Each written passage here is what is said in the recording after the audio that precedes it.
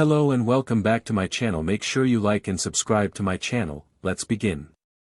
Chapter 1. For a psychic, it had some pretty nimble hands. The Kadabra stood still and focused, flipping its spoon between its fingers with a look of intense concentration in its eyes. Pikachu was more excited than anything else. He had a love for combat that outweighed almost anything.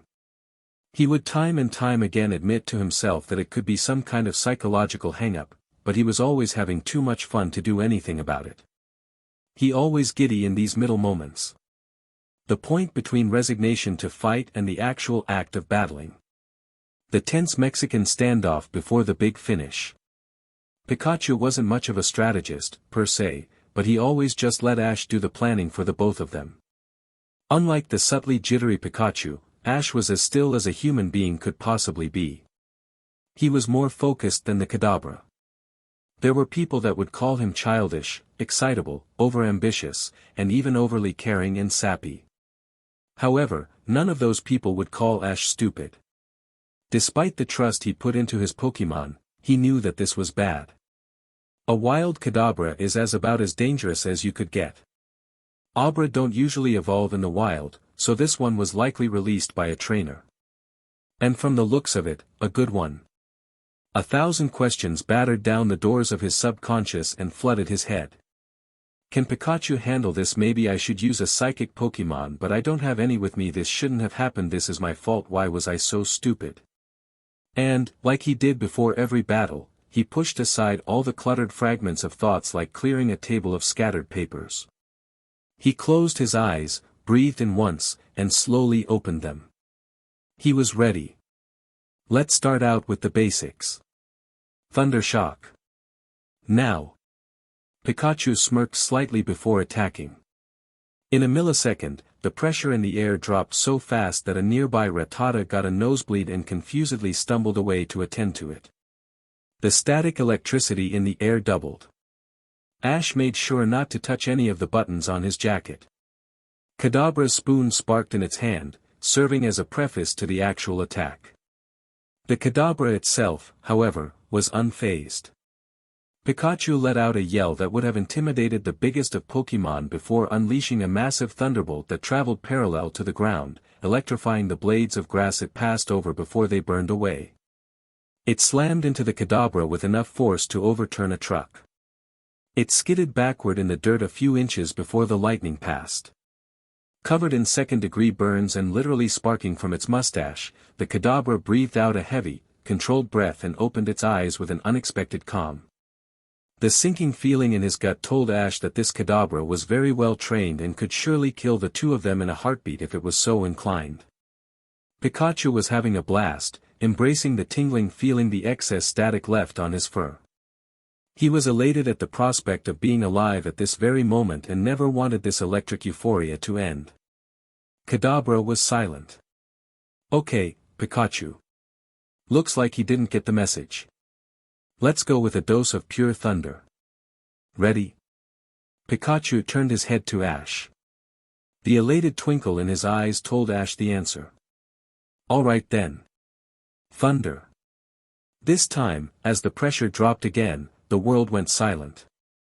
Every molecule in the air quivering in anticipation as a chaotic maelstrom raged above. Chuu, screamed Pikachu as a bolt of lightning, twice as big as the first, rained from the sky so fast that to everyone but Pikachu, it was simply a flash of light and an explosion of dirt and rocks. As the dust settled, the Kadabra lay on its side, still. Yes, shouted Ash as he pumped his fist in the air. We got it. Great job, Pi Dash. His celebration was brought to a screeching halt as the Kadabra stiffly sat up. Oh. I guess that wasn't quite enough. You want to finish it off? Ash knew that he was fighting with more malice than usual, but the Kadabra presented more danger than Pikachu realized. As Ash spoke, the small mouse's cheeks sparked. Did I even need to ask? Pikachu shook his head before sprinting a few feet closer to the Kadabra. Ash glanced at the psychic Pokémon. He saw that as he was talking, the Kadabra had stood up, a look of fury in its eyes and clutching its spoon like a club. It stared furiously at Pikachu until, suddenly, it stopped. Its demeanor relaxed and its mouth opened slightly in realization. Its piercing and spine-tingling gaze shifted.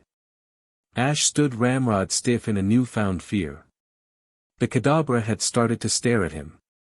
Pikachu. Quick attack. Hurry. Pikachu darted forward and became a small, yellow blur. This wasn't his favorite move in the world, but Ash knew what he was doing. He trusted him. The Kadabra finally made a move. A split second before the blur crashed into it, it pointed at a large nearby rock and made a sweeping motion with its hand. The rock rose a foot off the ground and slammed into Pikachu when he was a meter away from his target.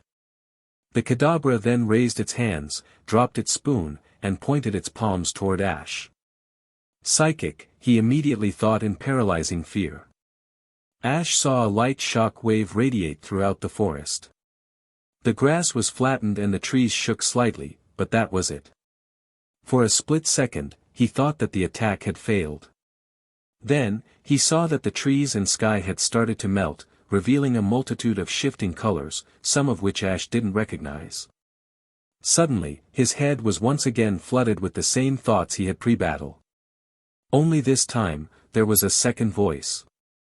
Can Pikachu handle this? Maybe I should sleep. Use a psychic Pokémon, but I don't sleep. Have any with me? This shouldn't sleep have happened. This is my fault. Why was I so sleep stupid? Get out of my mind. Ash shouted as he grabbed his head. Pikachu, meanwhile, managed to push the rock off of himself just enough to wriggle out. He shook his head and looked over to Ash. He was on his knees, clutching his head and screaming. Pikachu, frozen in shock, glanced over at the Kadabra. Its eyes were glowing a strange color and it was holding its arms out at Ash. Without thinking any further, Pikachu charged as fast as he could at the other Pokémon.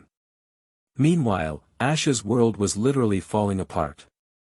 He was floating in a white void when the sky caved in and filled the world with a dark, oily substance. The room filled up with blackness and Ash was engulfed by it. A door then opened in the darkness, shining a light that obliterated the surrounding blackness. The doorway then became black itself and formed into a small ball the size of Ash's head. Then, it became Ash's head. Can Pikachu handle this? Maybe I should sleep. Use a psychic Pokémon, but I don't sleep. Have any with me? This shouldn't sleep have happened. This is my fault. Why was I so sleep stupid? The floating head said. It then morphed into a Pokeball. The Pokeball opened and swallowed the world in darkness again. Sleep.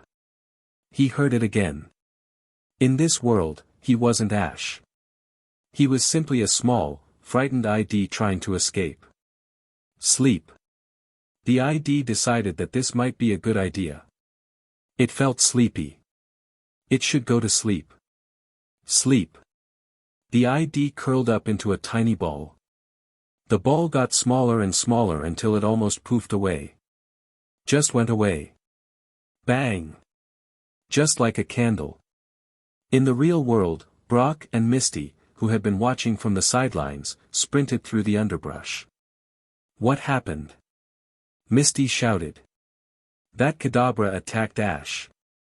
It used some kind of psychic attack. Hang on. While running, Brock fished a Pokeball from his bag and threw it against a tree. A flash later, Geodude was floating in the air in front of them. Geodude. Go help Pikachu take down that Kadabra. Brock shouted as they ran past him. Geodude grunted in agreement and flew off. Brock and Misty both crashed through the bushes next to Ash. He was in the fetal position on the ground, laughing hysterically while tears streamed down his face. His right ear had started to bleed and his pupils were heavily dilated. Oh man! This is bad. Brock said. What's wrong with him? Misty said. Brock crouched next to Ash and lifted his head. He got hit with something hard. My guess, psychic. Humans just aren't used to attacks like that. Plus, that Kadabra isn't exactly a pushover either. Is there anything we can do? Don't worry. If I know Pokémon like I think I do, we're already helping. He rose and looked over to the Kadabra. Pikachu was charging like a missile toward the Pokémon's legs. Geodude burst from the trees and quickly assessed the situation. He dropped to the ground and pulled a rock from the dirt. He then threw it as hard as he could at the Kadabra's head. The Kadabra was so focused on Ash, it didn't even see what attacked it. The boulder slammed into its head at the same time Pikachu slammed into its legs, causing it to cartwheel in the air before crumpling to the ground, unconscious. As the Kadabra hit the ground, Ash's nightmarish laughter stopped and he promptly passed out. An hour later, Ash groggily woke up.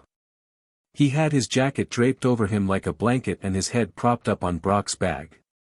"Oh, good. You're okay."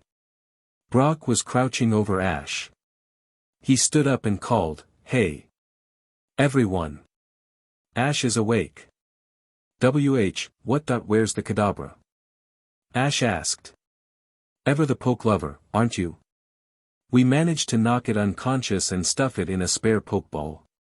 But believe me when I say that I don't think any of us want that vicious thing." "What happened?" Ash asked as he sat up. "Whoa, hang on." Brock put a hand on Ash's chest. "Don't stand up just yet. That Kadabra attacked you with psychic." "Yeah, I remember that. What happened afterwards?" "We found you twitching and freaking out on the ground. Pikachu was already attacking the Kadabra and I sent Geodude to help him." "Good. Is Pikachu alright?"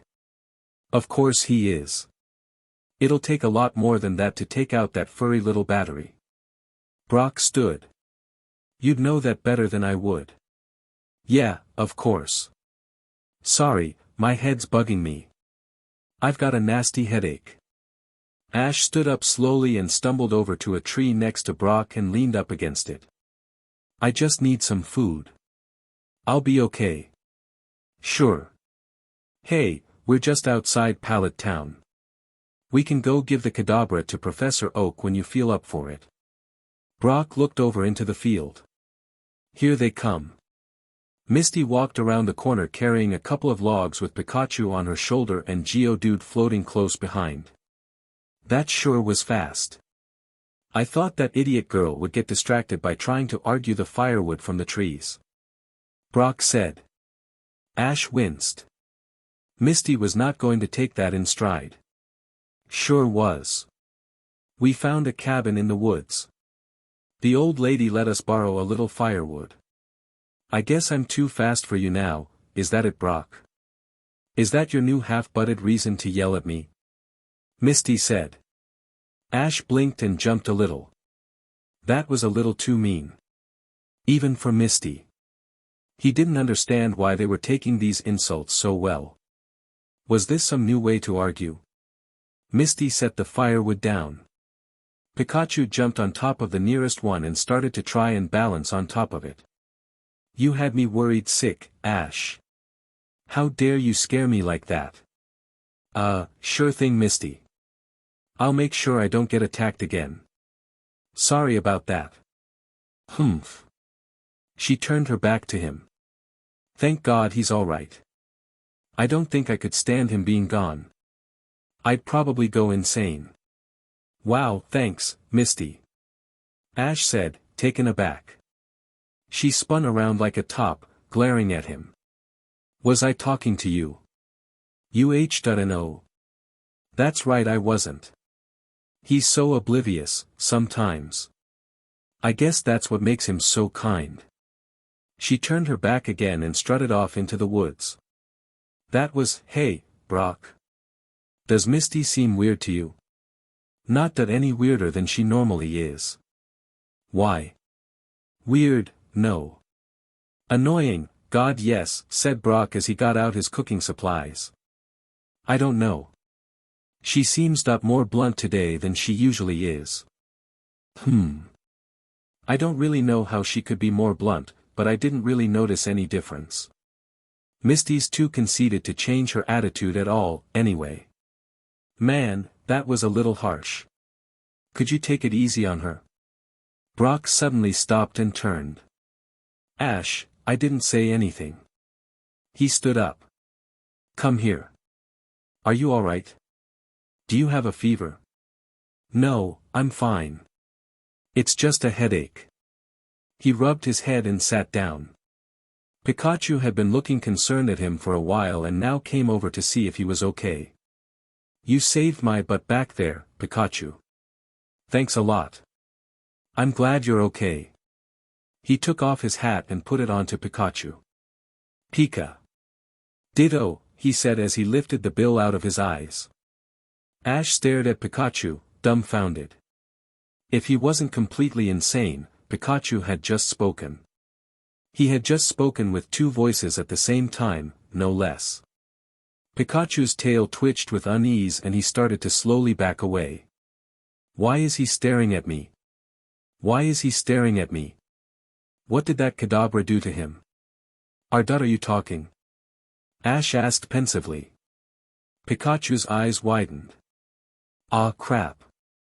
That's it. He's insane. That Kadabra drove him off the deep end.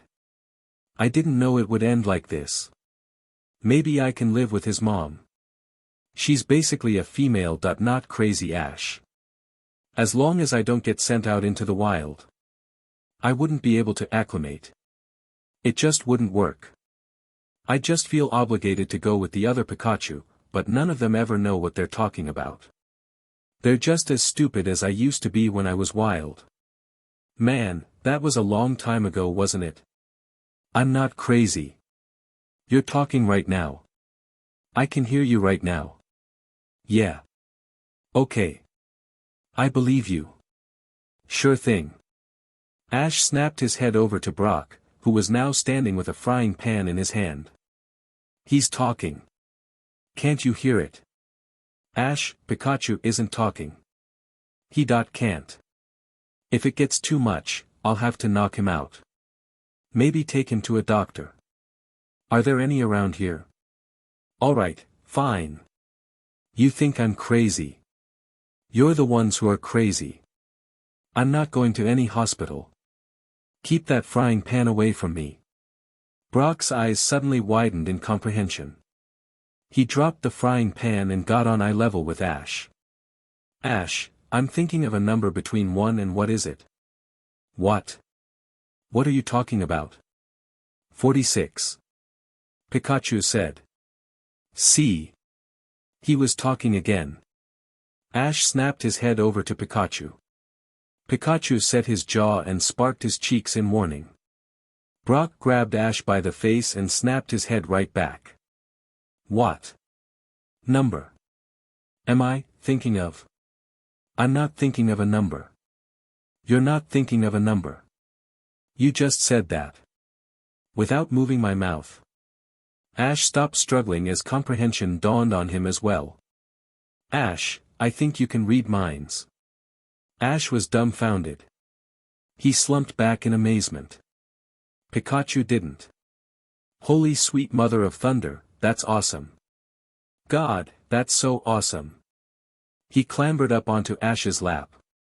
You can hear my thoughts. What am I thinking of right now? Coconuts. Coconuts. Yes. This is so awesome.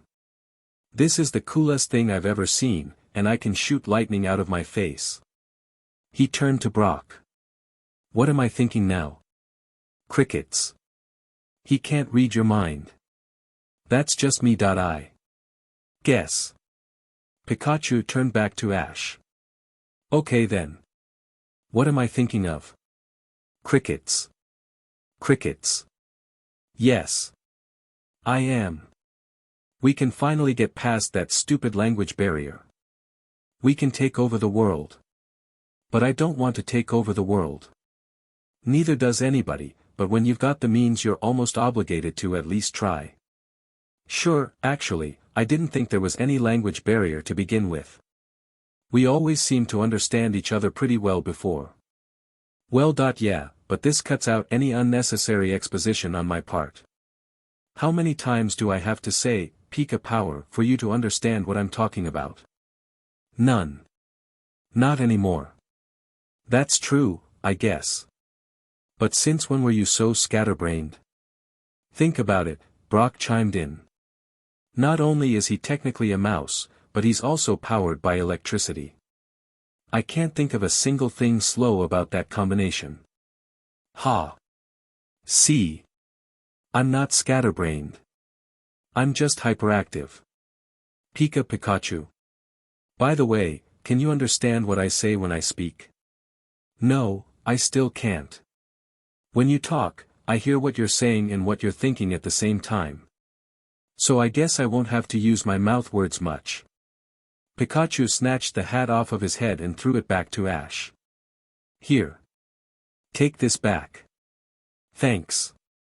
Ash put the hat back on and stood up. This is all still weird for me. Let me see something. He turned to Geodude, who had been watching the situation unfold in silence. Geodude, think something. Geodude closed his eyes and exasperatedly sighed. There. I'm thinking something. Happy now? Ha. I knew it. I am psychic. Yes. We came to this conclusion a few minutes ago. May we please attend to the matter at hand? Right, and that is.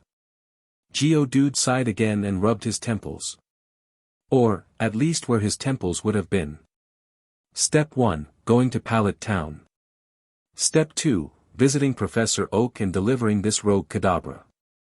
Step 3, releasing all the other Pokémon for a relaxation trip while you visit your mother. Step 4, attending to and investigating your newfound psychic abilities, or whatever you wish to call this psychobabble.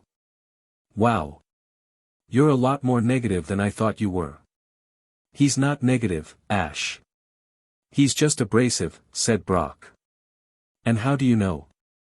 I don't need psychic powers to understand how my own Pokémon think. If I'm going to care for Pokémon in any way, that's the first thing I need to learn. I simply don't enjoy these frequent breaks and vacations.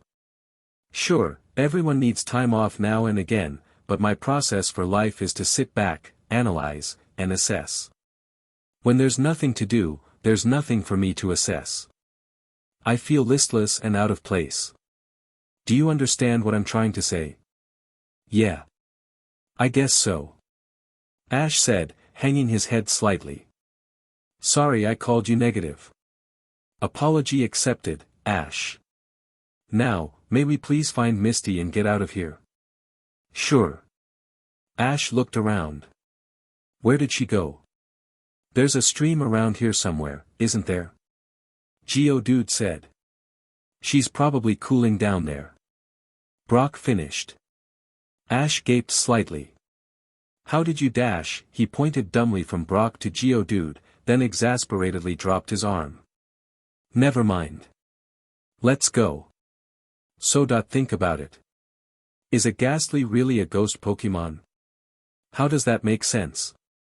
I mean, a ghost is the soul of something dead, right? So, are Ghastlys, Haunters, and Jengars just dead Pokémon? I mean, are they born dead or something? I think that they're really just gas Pokémon. Ash responded. But that raises even more questions. How did the gas become sentient? How is it that gas can evolve and grow? Does it become more gas? I get that physical attacks can't hurt it. I'll buy that. But why do elemental attacks affect it? Never have I heard of anyone or anything setting fog on fire. Well, how do you create electricity? I control the air pressure to the point where I can control the weather in a localized area. It's basically like being psychic for the atmosphere. There's also a small amount of control over ambient static electricity in there somewhere. Honestly, I'm not too concerned with how I do what I do. That's what I have you for. Gee, thanks. Pikachu sighed. Of course I have you for more than that. Thanks for admitting that. Any time. Whose head would I ride on otherwise? Ha ha ha. Very funny. I thought so. Ash and Brock were on the road to Pallet Town with Pikachu riding tandem on Ash's head. Ash figured that Misty was still steaming about something or other, so they called and said. They were heading to town and to meet up at the Pokémon Center. Ash had been practicing with his telepathy and had found a way to block out ambient thoughts, though it took a bit of concentration. The thing is, he had said earlier, is that I can't block out you. He pointed to Pikachu. You just have so much thought going on at all times that it would be too much of an effort to try to block you. To this, Pikachu simply said, Pika, and started playing around with Ash's backpack.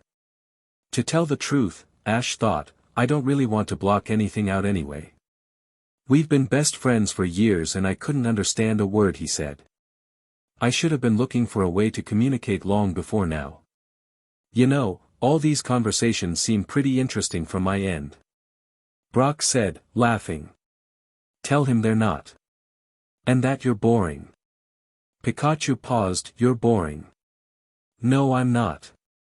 I just can't keep up with your constant commentary. That's all. Yeah, okay. So you can't. I'm not that sporadic.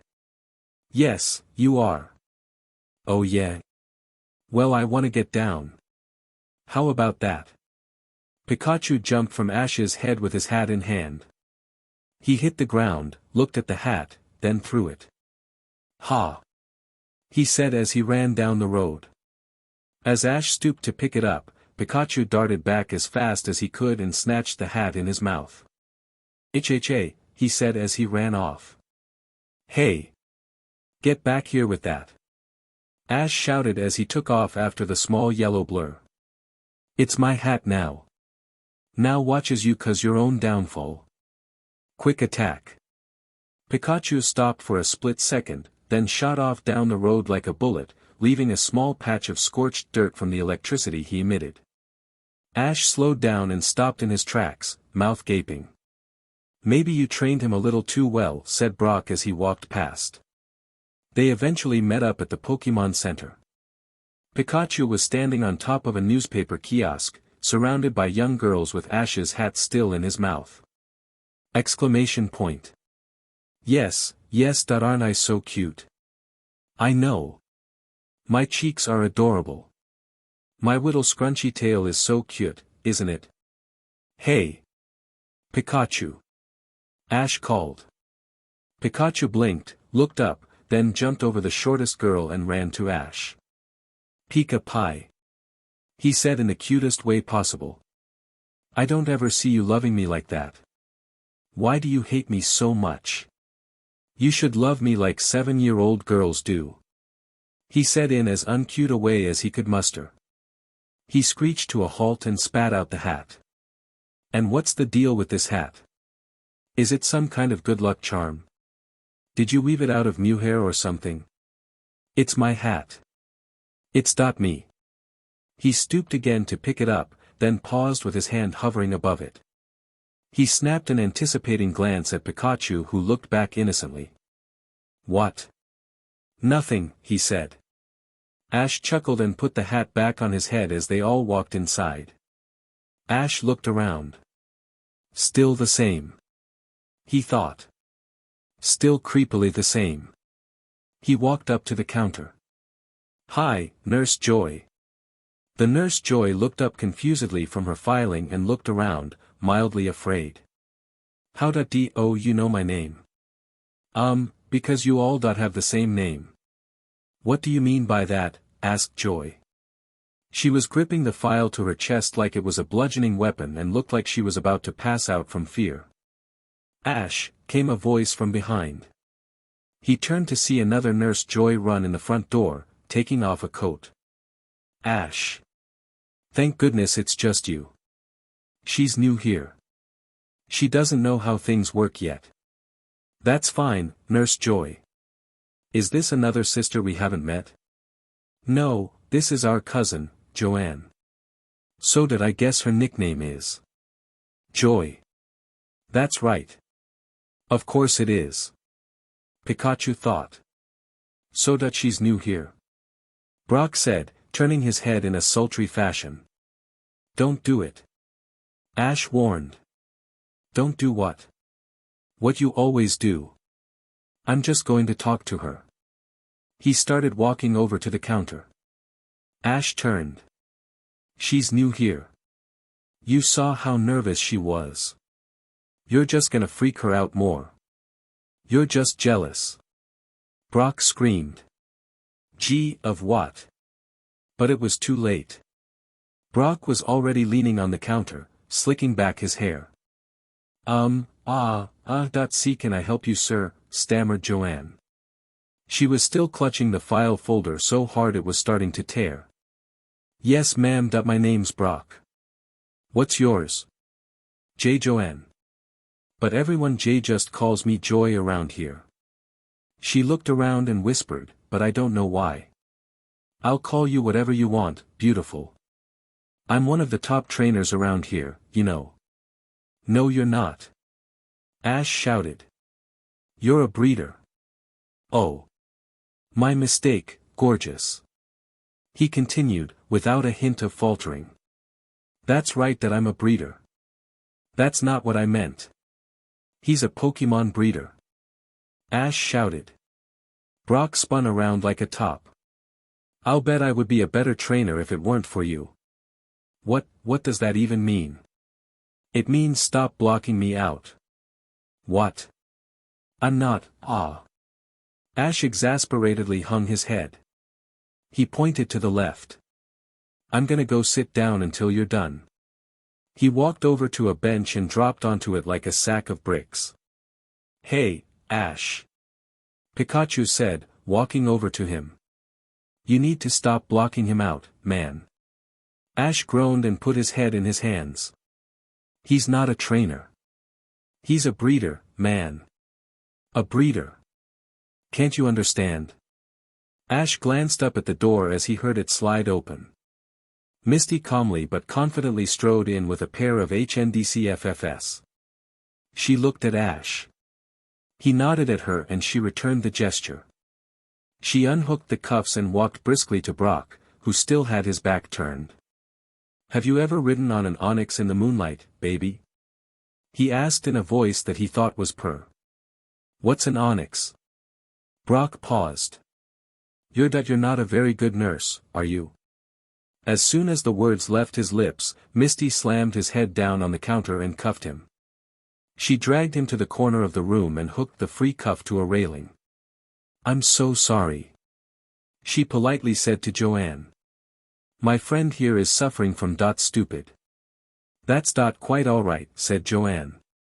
Ash walked sheepishly to the counter. Could you please heal my Pokémon? I'd be happy to, said Joanne, showing the first smile of her whole day. Ash took off his belt of Pokeballs and set them on the counter. Ash. My nose hurts. My tail itches. Could you scratch my left ear? And then the right one. And then the left one again. Ash sighed, picked up Pikachu by his ears and set him down on the counter. And also heal this thing, he said, pointing. Pikachu giggled and sat still. Ash then slumped, back to the bench next to Misty and plopped down. Exhausted. Long day? She asked. You have no idea. He responded while pulling his hat over his eyes.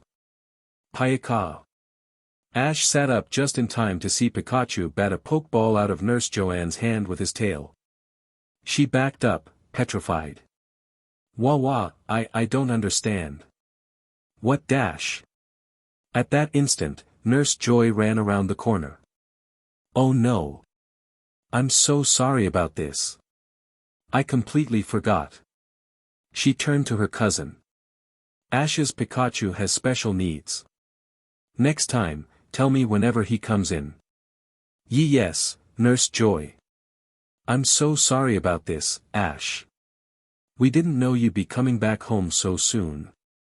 We weren't prepared. That's okay. I'm sorry we caused so much chaos. He turned to Pikachu who was panting. What? He asked. You know about my hang-up with these kinds of things. You're lucky I can even stand going to the doctor. Yeah, alright. Ash whispered. By the way, you're going to have to explain that hang-up to me later. Can do. Pikachu said as he jumped off the table and followed Nurse Joy down the hall. Are you okay? Misty asked. You seem exhausted. I'll be fine. Ash said. Today's just a weird day. He walked over to the phone kiosk and dialed a number. After 3 rings, a voice answered. Hello. Oak's lab. Hey, Tracy. It's Ash. The video screen flashed and an image of Tracy's face appeared on screen. Hey, Ash. Long time, no see. Yeah. Hey, can I talk to Professor Oak? He's out right now, but he'll be back in a little while. Wanna leave him a message? That's alright. We're just outside town. Just tell him that we're coming over, will you? Sure thing. See ya. Bye. Ash hung up and turned to Misty. Are you alright? You were pretty mad back there in the forest. He asked. Well, I'm okay now, but I was mad that you were thick-headed enough to go up against a wild Kadabra like that. What happened was bad, sure, but you can't say you didn't see it coming from a mile away. Oh yeah, like you could. Hey, Ash. I may not have been able to predict that Kadabra attacking you directly, but you don't need to be a psychic to see that something bad was going to happen. Don't forget. I used to be the leader of a gym. You keep forgetting that I'm just as good a trainer as you. Yeah, that I guess you're right. He sheepishly scratched the top of his head. Hey, speaking of psychics, there's something I've got to tell you. What is it? You remember how that Kadabra used psychic on me?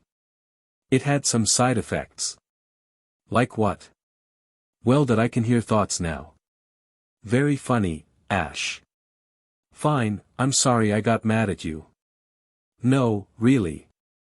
I can read minds. Think of a number between 1 and 1,000. Is this really necessary? Just do it. Misty sighed. Fine.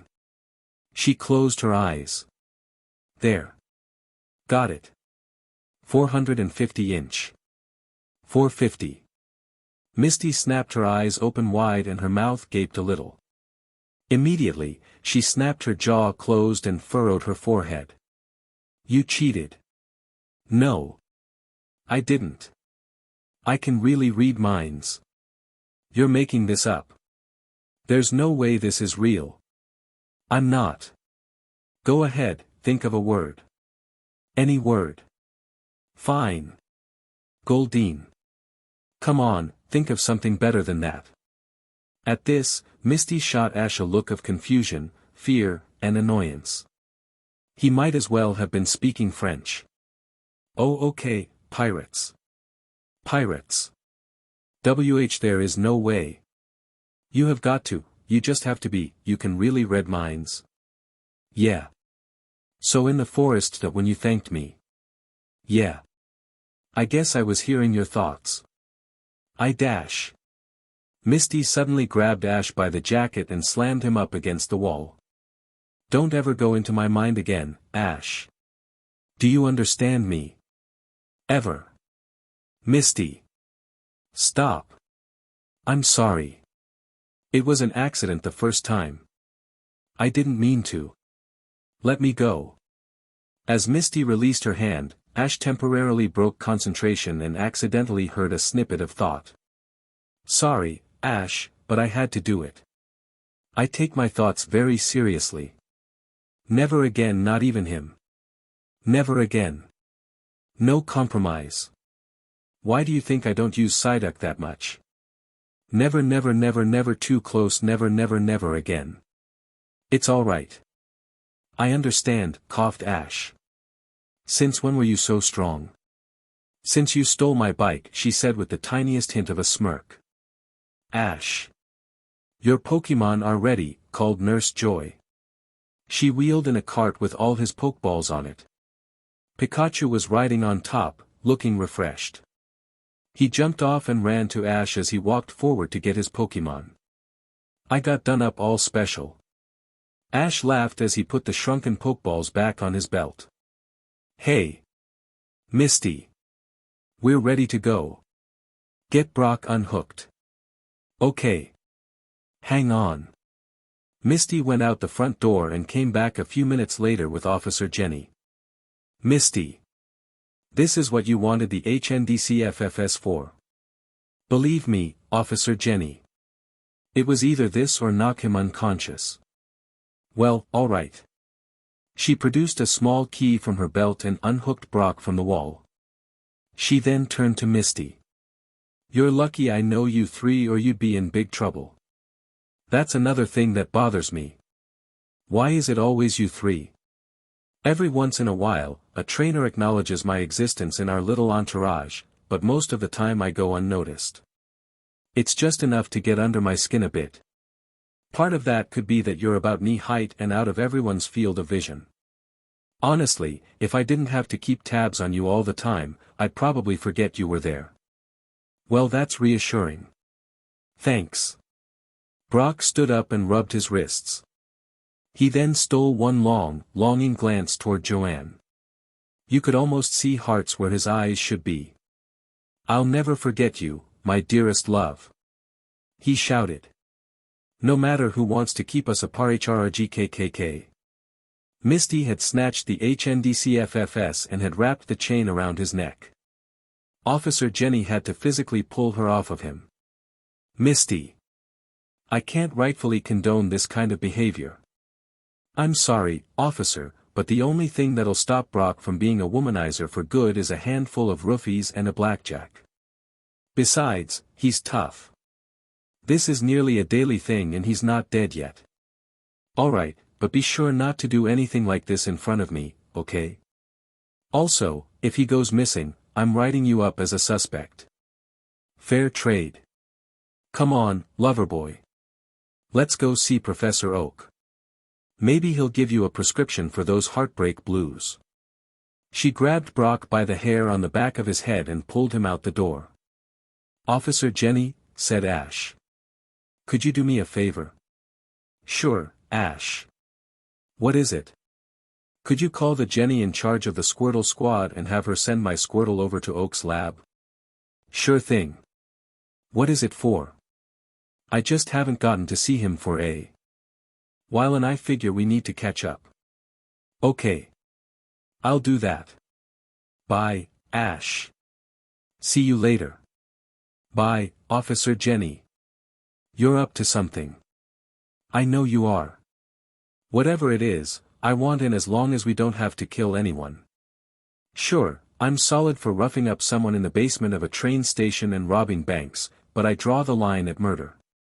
I don't know what kind of sick plan of yours involves Squirtle, but I want no part of it. You can't get me as a witness, either.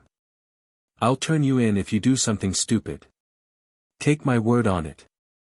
I'll be sure to keep that in mind. Ash said as they walked out the door to catch up with Brock and Misty, who were undoubtedly fighting. After they left, Joanne called her cousin in the room. Yes. I don't want to be a Pokémon nurse anymore. What?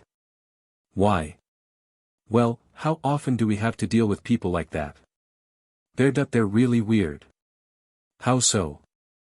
Well, the younger one was talking to his Pikachu and arguing with it like it was talking to him, but it wasn't even doing the normal, Pika Pika, thing. I think that Brock guy was going to kidnap me and that Misty girl was probably going to kill him. Yeah, that they're a bit eccentric. Will they ever come back? Don't worry, Joanne, said Joy in a comforting tone. I'll deal with them next time they come in. Ash. You're back. Professor Oak shouted excitedly. He handed the groceries he was carrying to Tracy, who was already overloaded. Here. Take these upstairs. But, Professor. My hand are all ready. Tracy sighed and hefted the bags upstairs, but not before he managed to croak a strained, "Hi Ash." Sure. No, go ahead and ignore me. I don't mind at all. Said Pikachu, grumpily. Oh. And how could I forget? Good afternoon, Pikachu. Pika. You know, I've always liked this guy. Hi Professor. What brings you back to Pallet Town? Oak asked. Oh, and weren't Brock and Misty with you? What? Ash turned to find the two of them gone. They were with me a second ago. Suddenly, he heard a metal clang from outside and a shout of rage. Oh, he said, turning back. They're outside. What on earth are they doing? Trust me, Professor. We've learned to ignore a lot once Misty and Brock start fighting. You should probably do the same. Well, alright then. There seems to be a lot of misplaced aggression between those two. Perhaps an extensive regimen of psychoanalysis would dislodge some of the deep-seated defense mechanisms. Brock is so much older than Misty. Maybe hints of an Electra complex. Beaten by her father and takes it out on the oldest male she can get her hands on. Possibly. Right, Professor, there's something I have to talk to you about. Well, of course, Ash. I'll do whatever I can. Before we came into Pallet, me and Pikachu, oh sure. Let's have you be first. You're not my friend anymore. Got into a battle with a wild Kadabra. My goodness. A Kadabra. In this ecosystem. This is astounding news. Sorry to get your hopes up, Professor, but I think it was just a Kadabra released by a trainer. I don't think it could have evolved on its own. You think so? Oh, well. Better luck next time, I suppose. Yeah. That's not the real news, though. Oh. Do tell. During the battle, the Kadabra stopped fighting Pikachu and turned to me. It knocked Pikachu out of the way and used Psychic on me. It did what? Professor Oak exclaimed. Ash, that is extremely dangerous. Using a move that powerful on a human could have easily killed you. Or even worse, could have caused incurable psychological scarring the likes of which we have never seen. He's lucky he's not catatonic by now. Wow, I guess I was lucky, then. Or you had the most awesome Pokémon to walk the face of the planet on your side. You're welcome. What did you do with the rogue Pokémon? Oak asked. Geodude helped Pikachu to dash. Ah, so you have a Geodude now? No, Brock's Geodude. Oh, excuse me. Please continue. Anyway, Geodude helped Pikachu to weaken the Kadabra enough for Brock to catch it while I was unconscious. Good. Kadabras are very powerful Pokémon. If you train it right, it will serve as a powerful ally for you. No, Professor. You don't understand. I don't think this Pokémon is like any we've seen before. There's something wrong with it and I know for a fact that it tried to kill me. But didn't Charizard do that once or twice? Asked Pikachu. Yeah, but I think that we're getting along now. At least, we were when we left the Cherisific Valley. I know this isn't a secret or anything, but he hated you for the longest time. He always said stuff about how you didn't have the commitment that he needed, that you were holding him back from his true potential, all that jazz. But you're right. He did warm up to you after a while. I didn't know that it went so deep. Well, maybe you should pay a little more attention to things that go on around you. Hey. Just who do you think was the trainer that got all you Pokémon as far as you are now? Please, half those moves were by accident and another quarter were improvised by me, thank you very much. You little prick. Pikachu started laughing. You are such a hothead. I was just joking, Ash. Pikachu walked over and hugged Ash's leg. You know we all love you so much. Aw. This caused Ash to start laughing, which caused Pikachu to start laughing again, which resulted in Ash laughing harder until they were almost on their knees from near hysterical laughter.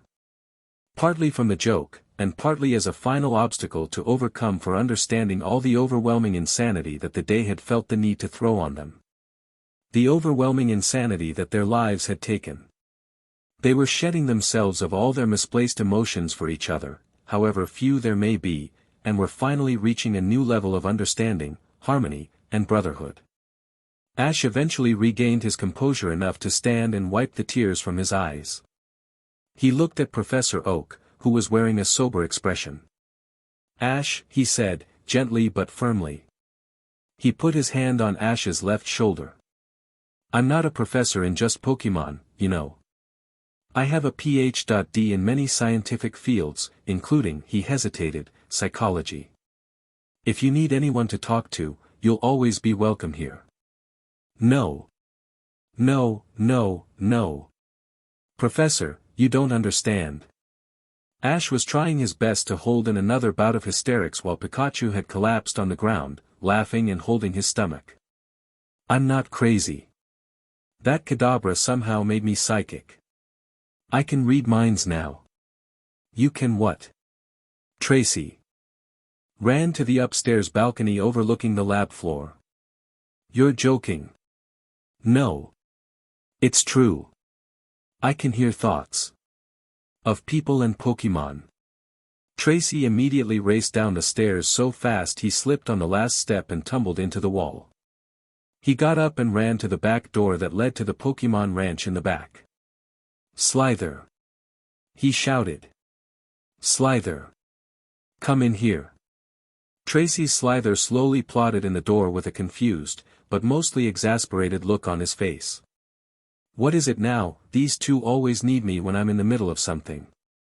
He glanced up. Oh. Ash and Pikachu are here. They're always a good visit. Slither. Think of something. Anything.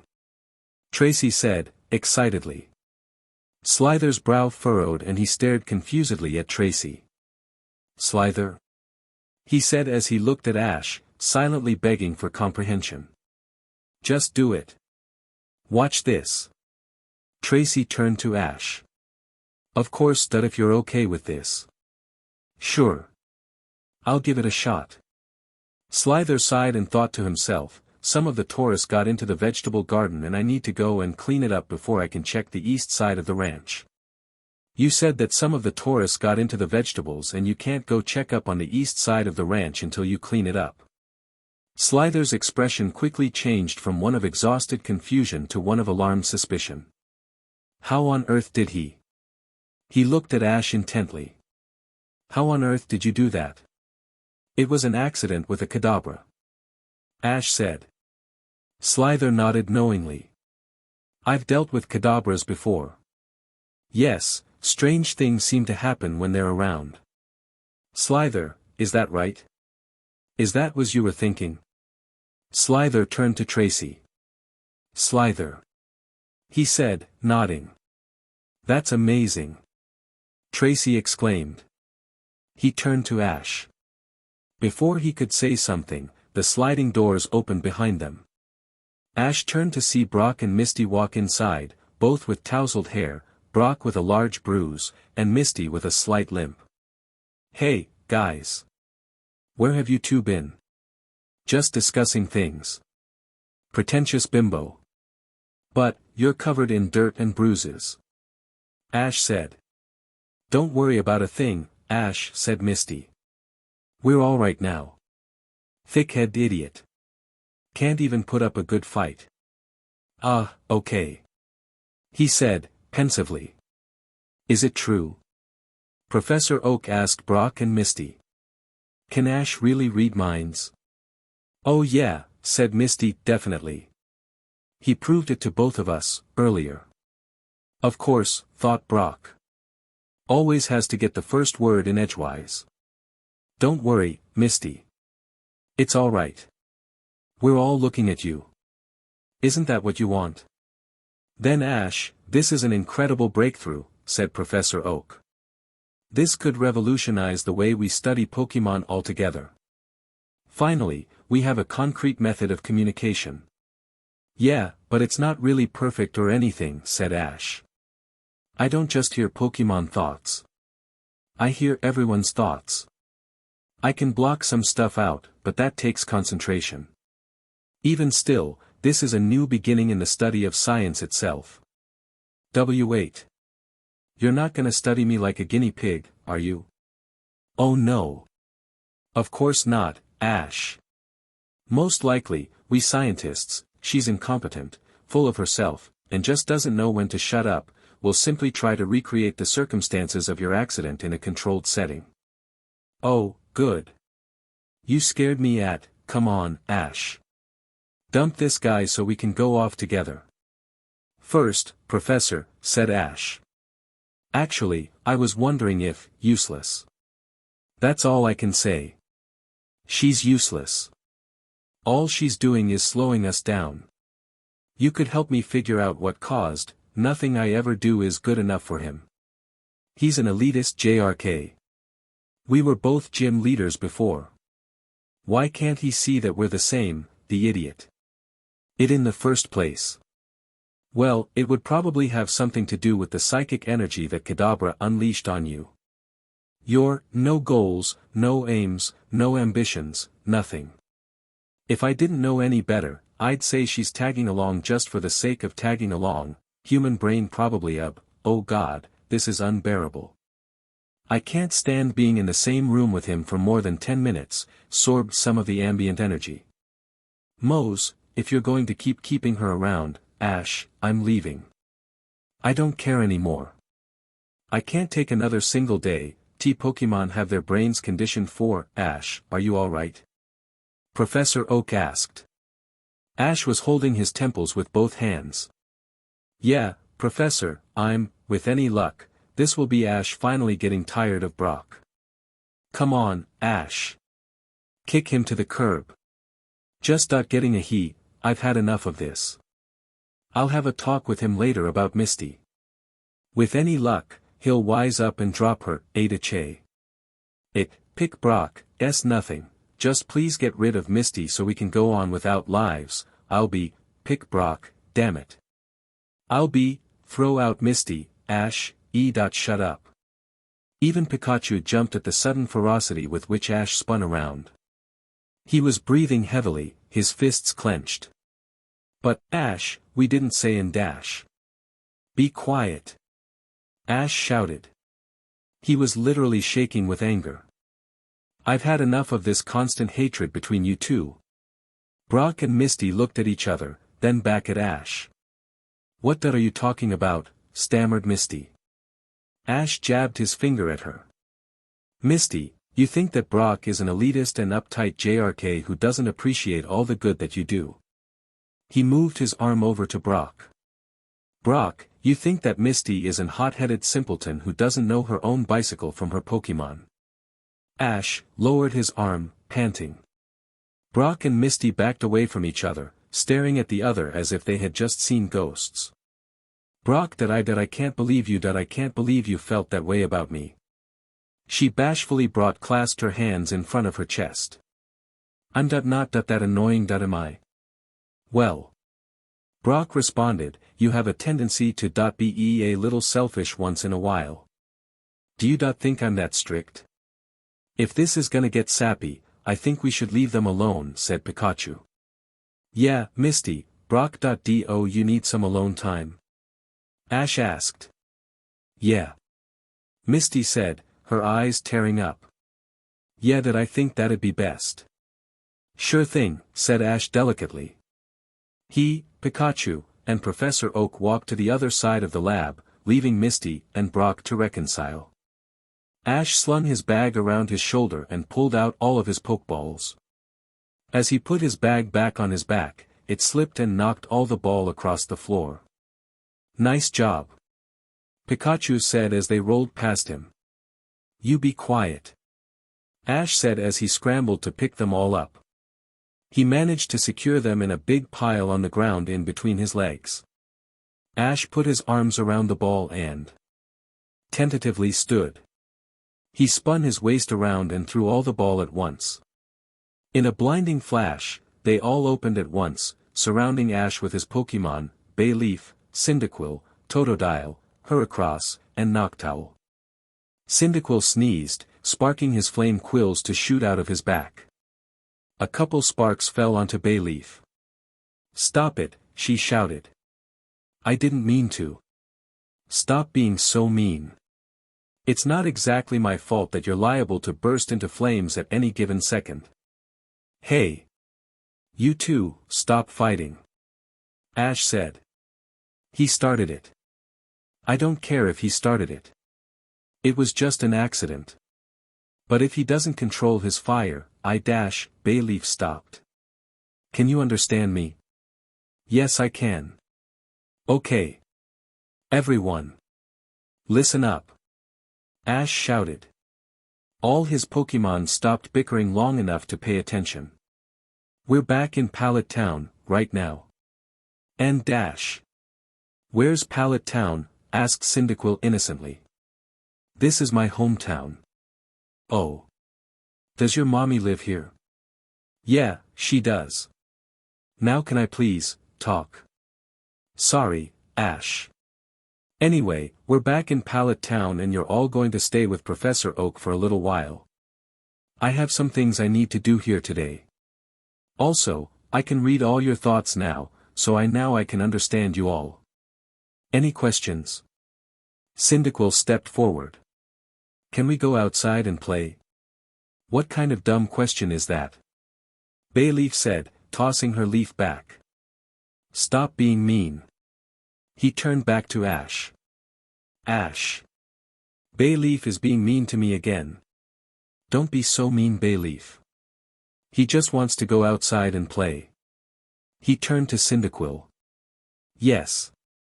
Thank you, Ash, exclaimed Cyndaquil. His flame quills happily shot out his back and he ran outside to play. Hey. Wait for me. Bayleaf said as she ran after him. Noctowl raised one wing. I have a question. Okay. Shoot. You said you can read minds now, correct? Yeah. Well, did you mean reading our minds or our thoughts? What do you mean? What's the difference? The difference is that thoughts and the mind itself are two different things. The mind is the construct of the self trying to attain its own identity while thoughts are the inward, or outward as the case may be, constructions of the mind to radiate this determined sense of self. In simpler terms, are you reading our thoughts, or our brains, personalities, intentions, and other abstract concepts? Well, I guess I'm just hearing your thoughts. Oh. Good. That solves that, then. Noctowl said. He turned and flew out the open door. Now only Heracross and Totodile remained. Heracross looked around with a blank expression on his face. I'm alone. He turned around and faced the door. Light. Outside. Food. Happy. He slowly plodded out the door. Ash looked confusedly at Pikachu, who shrugged. I guess they can't all be geniuses. Finally, Totodile was the only one left, staring absent-mindedly at the ceiling. Totodile? Ash asked. Totodile jumped a little at the sound of his name and turned to Ash with his usual toothy grin on his face. Hey! Were you even listening? Nope. He continued to smile while hopping on one foot in anticipation. I was saying that I'm gonna have to leave you all here at Professor Oak's lab for a while. Totodile stopped hopping and hung his arms limply at his sides. Aw. Why? I won't be gone forever, Totodile. I just need to fill up some more room to catch more Pokémon. You mean more friends? Yeah. Ash said. Totodile spun in a happy circle and did a front flip in the air, all while spraying water out of his mouth. Yay! More Pokémon for me to play with. He turned and raced out the door.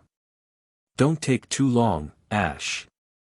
So you're not gonna tell him about the whole mind-reading, brain thing going on? Pikachu asked.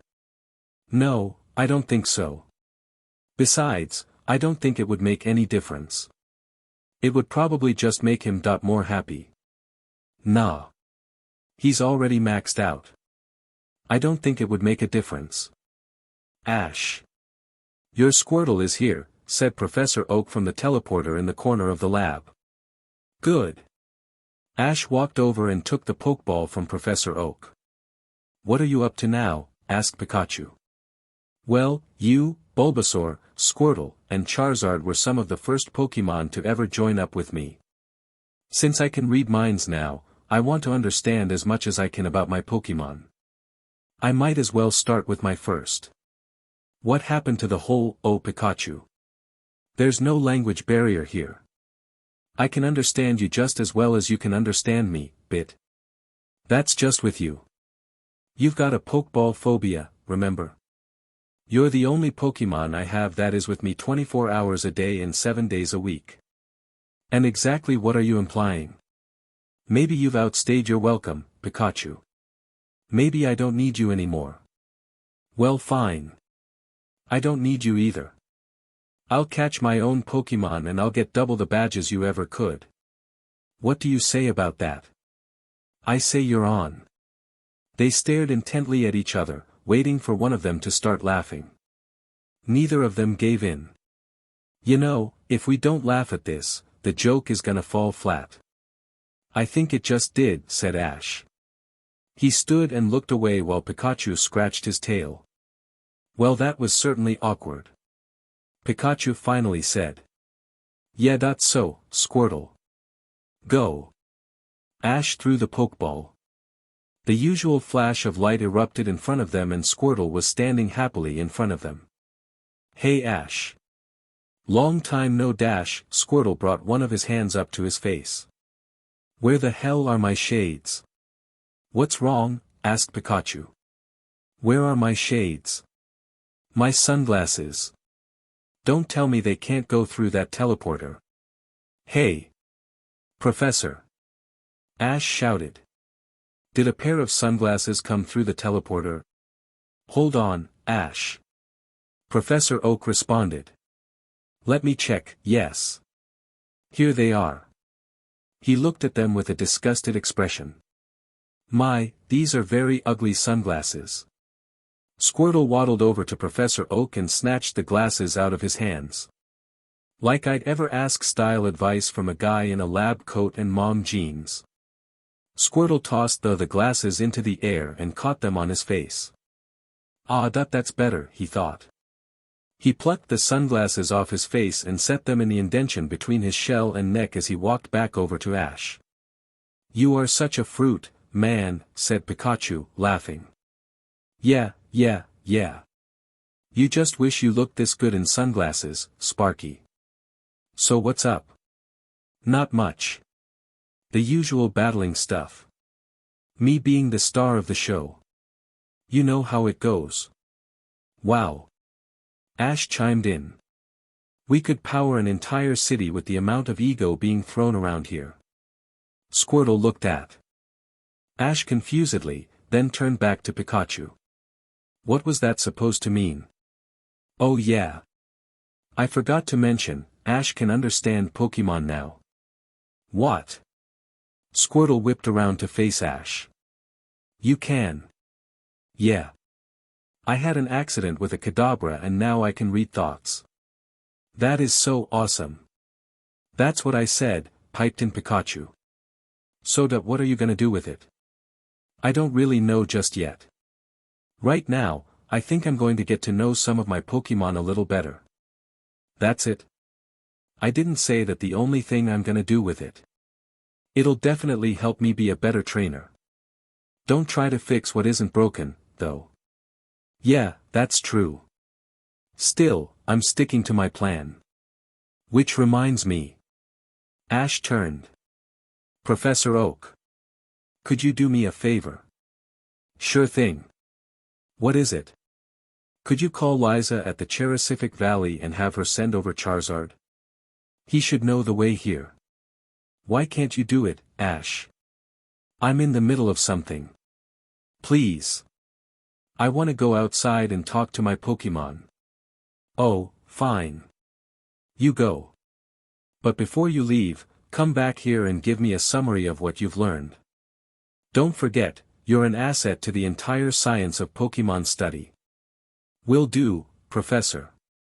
See you later. Ash said as he ran out the door with Squirtle and Pikachu. I don't know. It sounds belittling to me. But it's not. Look it, my squad and I go around the city and fight fires. It's what we do. It's our thing.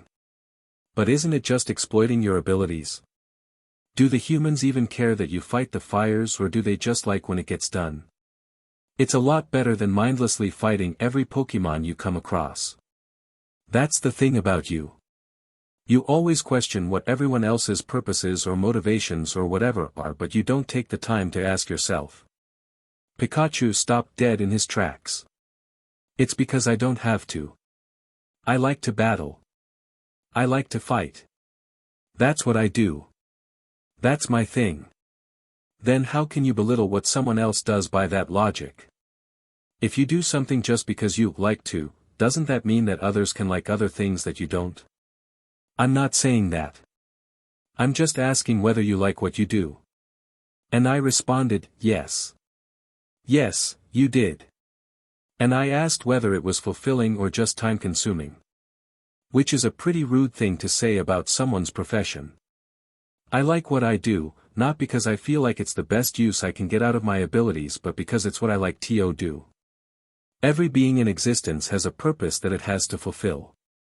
This is mine. Okay. Okay. Fine.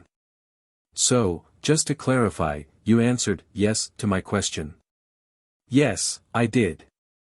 Come to think of it, what right do you have asking such an intrusive question like that? Pikachu's cheeks sparked in frustration. I was just asking a question. I can't ask the Pokémon I grew up with what he's been doing for the past 6 months. You're right. I'm sorry, man. I overreacted. You should have phrased the question a little better, but still. Oh my God. Seriously. He frustratedly sparked his cheeks again, his fur rising on end from the static electricity. He spun around and stomped off into the bushes. Even when I win, I lose. Ash was too fascinated by the argument to intervene. This was the first time he had seen his Pokémon interact this way. It was a little unsettling to see them fight, but it was even more reassuring to find out how close they really were. He just hoped that the other Pokémon had the same sentiment. They were out in vast Pokémon Ranch behind Professor Oak's lab. Ash hadn't been out here much at all, but was counting on his Pokémon to show him around.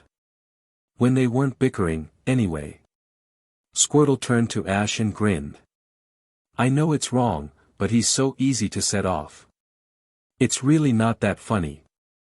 Wait, you mean that whole thing dash? Basically. What, was it that convincing? Ash laughed. Well, yeah. Huh. I must be getting good at this. Squirtle said while half pondering to himself. Still, he's nowhere near as easy as Charizard. Seriously, did you know that there are actual phrases that'll PSS him off? Just on their own. It's weird, man. Like, trigger words. No, but I'm not really surprised. He's always been kind of a hothead. Ash said. Squirtle slapped his hand to his forehead. Did you really just say that? Hothead. Why is it that I let you tell me what to do again? Hey. It was a joke. Everyone's entitled to at least one stupid pun every once in a while. Yeah, sure. Nice cover, by the way. Squirtle smiled. Pikachu walked out of the bushes covered in dirt and leaves. What were you doing? Asked Squirtle. You made me so frustrated that I had to run in a circle to let out all my extra energy. Ash walked over and looked over the bushes into a small clearing. A circular rut had been burned into the ground in the small clearing. Why'd you do that? Did you want to get electrocuted again? Because honestly, Ash, you're overdue. Every once in a while, people need a good smack to keep from getting too full of themselves. He turned. Don't they, Squirtle? Please.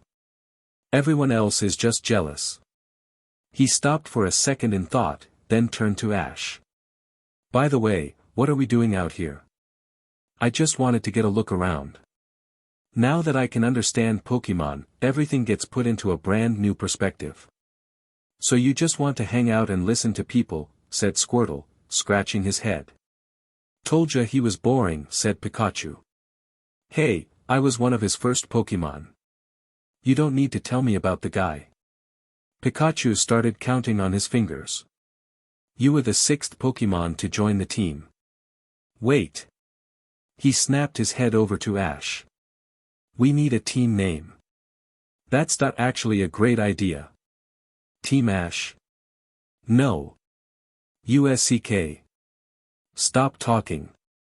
It's just as a starting point. Team. Fuzzballs.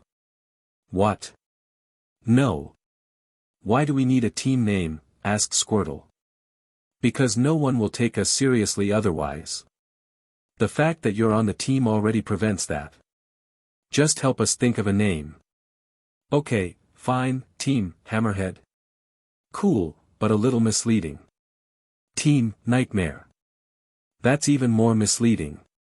But that's so awesome. We're a Pokémon team, not a chop shop. Squirtle exclaimed. A what? Never mind, tell me later. Team Shockwave. Pikachu shouted excitedly. No. That's so cliché. I don't care. We're Team Shockwave. I can live with that. But Pikachu's the only electric Pokémon on the team. And he was also my first Pokémon. That gives him precedence. Oh, that's so not fair. I think it is. Man, Squirtle, you're so easy to set off.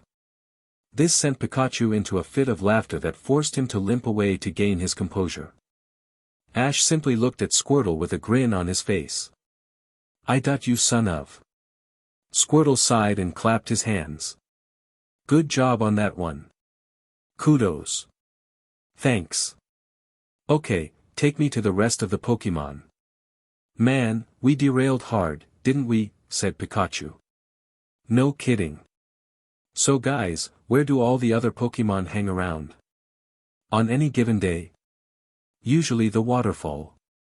It's right next to the biggest field so all the different kinds of Pokémon can be together. No cooks having to stand in water, explained Squirtle.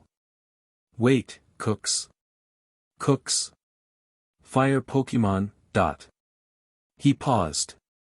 Cooks use fire Pokémon it made sense. After walking at least a mile, and bickering for half of it, Ash, Squirtle, and Pikachu finally arrived at the waterfall. The falling water cascaded into a large pond at the foot of a small cliff. The pond lay adjacent to a large, open field that was scattered with dozens of Pokémon of all kinds. Ash readied himself. There were so many Pokémon in one place. He had enough self-control to block out drifting fancies, but he wasn't sure how many thoughts he could block out from this many Pokémon. Cold feet? Asked Pikachu. Kind of. I'm afraid that I might be overloaded with thoughts from all these Pokémon. Plus, I'm walking into a large area consisting of about 50 different creatures that could all kill me with a thought. If it makes you feel any better, said Squirtle, these Pokémon don't have jack on us. Thanks for the vote of confidence, but it's not you guys I'm worried about. Look at it this way. Pikachu said. We're close enough to the professor's lab that we could probably drag you halfway if you lose your legs or something. Wow, Pikachu. You're right. I feel so much better. Don't be a wuss. Just follow us. Pikachu and Squirtle walked side by side down the middle of the field. All the while, Ash was reeling from the variety of Pokémon all in one place. I guess more people know about Professor Oak than I thought, he thought to himself. As they walked down the slight hill, they passed dozens of Pokémon sunbathing, including an Arbok, several Pidgeys, and one very large lump of grass that forced Ash to confirm that it was, in fact, breathing. Snorlax, he said to himself. Pikachu stopped and turned his head to look in the same direction. Where? Are you blind? He's right. Oh. You're messing with me. No, of course I'm not messing with you, Ash, he said sarcastically. Hang on. Are you messing with me by pretending to be messing with me? Add another layer to that sandwich. So you're messing with me by pretending to be messing with me? Bingo bango. I can't tell if you're an idiot or a genius, Pikachu, said Ash, exasperatedly. I think I could pick a side, said Squirtle. The two began bickering again while Ash opened his mind to read his Snorlaxes. He had to bat aside the errant driftings of the Arbok and nearby Raticate to reach the mind of the sleeping giant. Much to the surprise of Ash, instead of thoughts, all he found was the light sound of waves crashing on a beach. This sound then gradually shifted into that of a calm forest grove, and then into wind blowing through a field. Then, as the sounds were starting to make Ash himself sleepy, a single thought cut them off abruptly. There's someone in here. Snorlax lazily sat up and turned to look at him. It's Ash. Cool. I hope it wasn't him that disturbed my meditation. Hey. Snorlax. Long time, no see. Sorry if I woke you up, but I can read minds now and I wanted to find out as much about Pokémon as I could. That's pretty cool. You disturbed my meditation time though. Oh, that I'm sorry. Ash said. Snorlax shook his head. Don't be. It happens. I'd be happy to talk, but I've got to finish today's cycle. He lay back down and rolled over, his back facing Ash. Just come back a little later. Okay. Sure thing, said Ash. He turned to see a Rattata facing him. You can understand Pokémon? It said, rapidly. Yeah, said Ash, startled. That's really cool that it suddenly stopped talking, staring off into the distance. It then jumped a little, and turned back to Ash. You can understand Pokémon? It asked, again. No. K, it said. It then ran off into the woods, thinking, whoosh, to itself as it ran. Ash was close enough to the dark cover of the trees for a Zubat to flutter out and land on his shoulder. He looked at it, pleasantly startled as it looked back at him. I have not tasted the blood of humans for some time now. Ah! Ash shouted as he smacked the Zubat off his shoulder. It fluttered in the air for a second before flying back into the woods thinking, someday, I will feed again. Well my. Look who turned up in this neck of the woods. Ash heard this thought emanate from over near the waterfall, 50 feet behind him. He was amazed at how far the thought had traveled and how much of its strength had been maintained. Upon seeing the sender, he knew why. It was a Wartortle. It was extremely muscular, even among the standards of its own kind. It was lumbering toward Squirtle and Pikachu, the latter of whom wore a look of grotesque shock on his face at the approaching Pokémon. Squirtle simply stared at it, trying to silently ponder who it was that found him in this neck of the woods. Come on, bro. Don't tell me you don't remember one of your boys, it said, patronizingly. A dawning look of comprehension came to Squirtle. You're from the Squirtle Squad, aren't you? He asked. No kiddin', I'm from the Squirtle Squad, man. We were best buds, back in the day. Yeah, man. I remember when you were on the team. Except that I don't really recall us being best buds. Squirtle turned his entire body to face the Wartortle with a wide stance. Come to think of it, I seem to remember you kicking your stupid butt out of the Squirtle Squad. Isn't that just the craziest thing? He laughed. All the Pokémon within earshot went silent, shocked at Squirtle's declaration. Half of them looked at Wartortle to see what he was going to do to the little Squirtle and the other half watched Squirtle to make sure they didn't miss it. Yeah, the Wartortle said, fists clenched. Yeah, you kicked me out, you little half-pint. The Pokémon knew the procedure. This is when the insults began. Once the victim switched to the offensive, then the show would begin. Half-pint, said Squirtle, laughing. Me? Nah. I'm not that small. You just underestimate how much of a big boy you've grown into. Man. Yeah, it said, standing tall and puffing its chest out. I guess you're right. You still seem pretty small to me, though. Well, I guess you weren't really one of the brightest bulbs in the box. The crowd of Pokémon drew in breath at this new insult. They knew that this Squirtle was asking for it, but they didn't realize how brutal this was going to be. Sorry, my ears ain't what they used to be. Repeat that. I said that you're a flaming idiot who couldn't find his hands way out of a glove. Sure, you had muscle, but you never deserved to wear the shades, said Squirtle. Ash noticed that Pikachu was starting to back away very slowly. Look who's talking now, short stuff. I'm more of a Pokémon now than you could ever be. You know it. You just won't admit it. Yeah, okay. Squirtle said, still laughing. We'll roll with that. Let me guess. After you got dropped like a bag of rocks, you wandered off into the wilderness with nowhere left to go. Some trainer found you and you were so used to being my lackey that you couldn't bear the thought of being alone.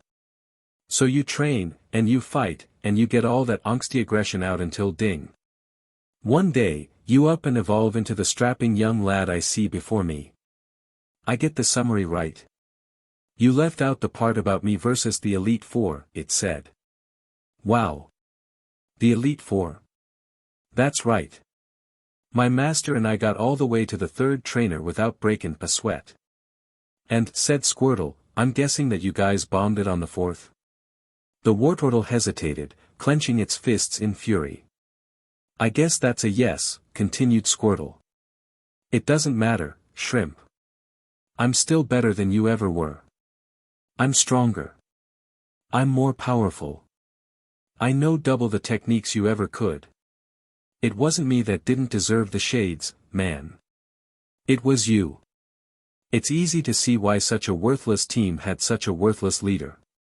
Squirtle shut his mouth in a grimace, clenched his fists together, and took a step forward. One chance, idiot. Take back that crack at my squad and I won't be forced to give it back. Was that a threat, Pipsqueak? No, said Squirtle, glaring menacingly, that was a promise. Pikachu had now backed up far enough to be out of any immediate danger of getting caught in the crossfire. He looked around frantically until his eyes stopped on Ash. Come on. Do something, he pleaded. Squirtle talks a big game, but he's not as awesome as he thinks he is. He might get seriously hurt. I know, but this looks personal. Should I get involved? Ash asked both Pikachu and himself. Pikachu raised his eyebrows incredulously. It'll become even more personal once you have a dead Squirtle on your hands, he said. Yeah, you're right. Ash said. He determinedly marched forward, spinning his cap around on his head. Itchy, he shouted. All the Pokémon, startled, whipped their head around to look at him. Save for Squirtle, who continued to stare down the Wartortle. And who is this? It asked Squirtle. Your master, it looked at Ash up and down. Looks like a wimp to me. Squirtle took another step forward. The Wartortle folded its arms and stood its ground. Don't, hissed Squirtle. Hey, back off. Ash shouted at the Wartortle. Don't force us to battle you. Ash. Squirtle whispered through clenched teeth while still glaring at Wartortle. Please back away. With all due respect, this does not concern you. You're my friend, Squirtle. Of course this concerns me. Squirtle sighed. Thank you for that, but sometimes friends let their friends fight their own battles. Just let me handle this. Fine. But if it gets too bad, Pikachu and I are finishing this. If you do, said Squirtle decisively, I'll never speak to either of you again. Ash had no choice but to back up beside Pikachu and helplessly watch what happened. Pikachu was shifting his weight back and forth and rubbing his hands nervously. The field remained dead silent save for the low thunder of the waterfall. Looks like we got this place all to ourselves dash. Are you gonna keep babbling on or are we gonna tango, because I'm not leaving here without seeing some blood. Squirtle threatened. Eager, ain't ya? Always. You never deserved to be the leader, the Wartortle said with an air of finality. It backed up a step and puffed out its chest. Hydro pump. A monstrous jet of water rocketed out of the Pokémon's mouth. Squirtle, with speed surprising even Ash, simply sidestepped the attack. It hit the ground where Squirtle had been standing, tearing a hole in the dirt. Squirtle darted behind the Wartortle. As it turned with a look of surprise, he kicked it as hard as he could in the side of its knee. The Wartortle shouted as it felt it dislocate and fell on its back. Squirtle backed up, ran at the fallen Pokémon, then vaulted into the air and onto its stomach. Even through the thick shell, the Wartortle's breath was knocked out. Squirtle left it wheezing on the ground and struggling to regain its stance as he calmly plodded over to the bank of the pond and picked up a sizable rock. Ice.hrrkk.iceb- the Wartortle's attack was cut short as Squirtle smashed the rock against its teeth. It staggered and fell to its back, spitting out blood and a tooth. Squirtle clambered up on its chest and started to repeatedly slam the rock against its face. When he dropped the rock, he used his small fists. When the skin of his knuckles broke, he used his feet. He over and over again pummeled the Wartortle to the brink of death, knocking out teeth like they were icicles. Finally, Squirtle's fury was tapped out. He stood triumphantly on the unconscious body of the Wartortle with bloody knuckles and a look that could kill. He powerfully pumped his fists into the air. "Half pints!" he shouted into the air. "Show me your weapons." All the small, first-stage evolution Pokémon in the field pumped their various appendages in the air and cheered. The other Pokémon soon joined in, adding to the maelstrom of applause and excited shouting of various Pokémon voices. Ash and Pikachu could only share a look of shock. Squirtle calmly reached behind his neck, pulled out his sunglasses, and put them on. That is why I'm the leader," he said calmly as he stepped off the Wartortle's chest to wash his hands of blood. "Seriously?" Pikachu finally said. Ash's jaw simply hung open stupidly. "Seriously? That was awesome." "Yeah," he agreed. They continued to stare dumbfounded and in silence. This silence was broken, however, by an exasperated sigh coming from behind Ash. "Of course. It always has to be Squirtle causing trouble, doesn't it?" Ash and Pikachu turned and their faces lit up. "Bulbasaur!" Ash shouted excitedly. The small, green creature looked bashfully back up at him, smiling despite his composed demeanor. "Hi, Ash." "Bulbasaur!" Pikachu shouted. He sprinted forward and playfully tackled him. They tumbled across the ground and into the side of a tree. "Every time, Pikachu. Do we have to do this every single time you come over?" spluttered Bulbasaur. "It's a tradition, isn't it?" said Pikachu playfully. "It's like making Charizard mad and hiding Squirtle's sunglasses. It's just a thing that has to be done. But, if you remember, I never participated in any of those things. Which is why I have to tackle you every time I come over. You wouldn't have any fun without me. Fun is subjective. Now, please get off me." Pikachu slid off Bulbasaur and let him right himself. He plodded back to Ash with his hands at his sides. "He's even more boring than you are," Pikachu remarked. "Hey Bulbasaur. Guess what?" Ash excitedly said. He turned to Pikachu. "What is he talking about?" Ash can understand Pokémon now, Pikachu exclaimed whilst doing a light tap dance in excitement. Bulbasaur looked at Ash confusedly for a moment before turning back to Pikachu. "Okay, seriously. What do you want to tell me?" "Just that. I can read minds now." Ash piped in. Bulbasaur looked from Pikachu to Ash and back and forth, waiting for the explanation that they were joking. It didn't come. "What, you're serious?" he asked. "How?" "We fought a Kadabra in the woods. He used psychic on me. When I woke up, I could read minds. We're not exactly sure of what happened exactly," Pikachu said, ignoring his own redundancy. "So not only did you survive getting your brain essentially put through a hurricane, but you inexplicably got psychic powers as a result?" Bulbasaur confirmed. "Have you thought this through? Wondered why you got these powers in the first place?" How? Why? Well. Ash scratched the back of his head and turned away. Not really. No. In that case, my opinion would be to leave right now, go into the professor's lab, and see if he has any machines that can check for brain hemorrhages or tumors. Bulbasaur said calmly. But it's not like I can turn it on and off. I don't think it's anything bad. I haven't felt dizzy or seen any bright lights or anything like that. Look, Ash, we Pokémon are naturally more resistant to each other's attacks. When you've had to evolve for thousands of years with a billion other creatures with a billion other elemental abilities, it was necessary to develop at least a rudimentary defense for all of them. That's why Pokémon rarely kill each other during battles. You humans don't have these defenses. You caught the full force of an extremely powerful move that most other Pokémon would consider overkill anyway. The fact that you survived is a miracle. I wouldn't be testing fate any further if I were in your position. But all I want to do is get to know my Pokémon better. There's nothing I can do about it now, if there's a problem. And besides, wouldn't the exercise of being outside and walking around be good for me regardless? Fine. Bulbasaur sighed. I'm just worrying about you, Ash. That's all. Sometimes you rush into things without thinking first.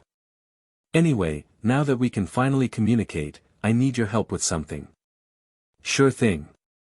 Well, there are those that would describe me as kind of the caretaker at the ranch. I solve problems when they arise. He glanced at the unconscious Wartortle. Non-violently, of course. Right now, there's a situation that I'd be hard-pressed to resolve on my own. Just follow me. Bulbasaur turned and plodded down the path into the woods. Wait. Ash turned and cupped his hands to his mouth, squirtle. Squirtle was floating on his back in the pond, resting his hands and feet. He started when he heard Ash's voice and looked up. Yeah. I'm going to help Bulbasaur in the woods with something. I'll be back in a little while. Gotcha.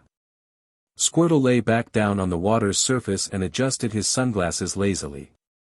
Ash turned and followed Bulbasaur into the woods. After a short trek, they arrived at a large clearing.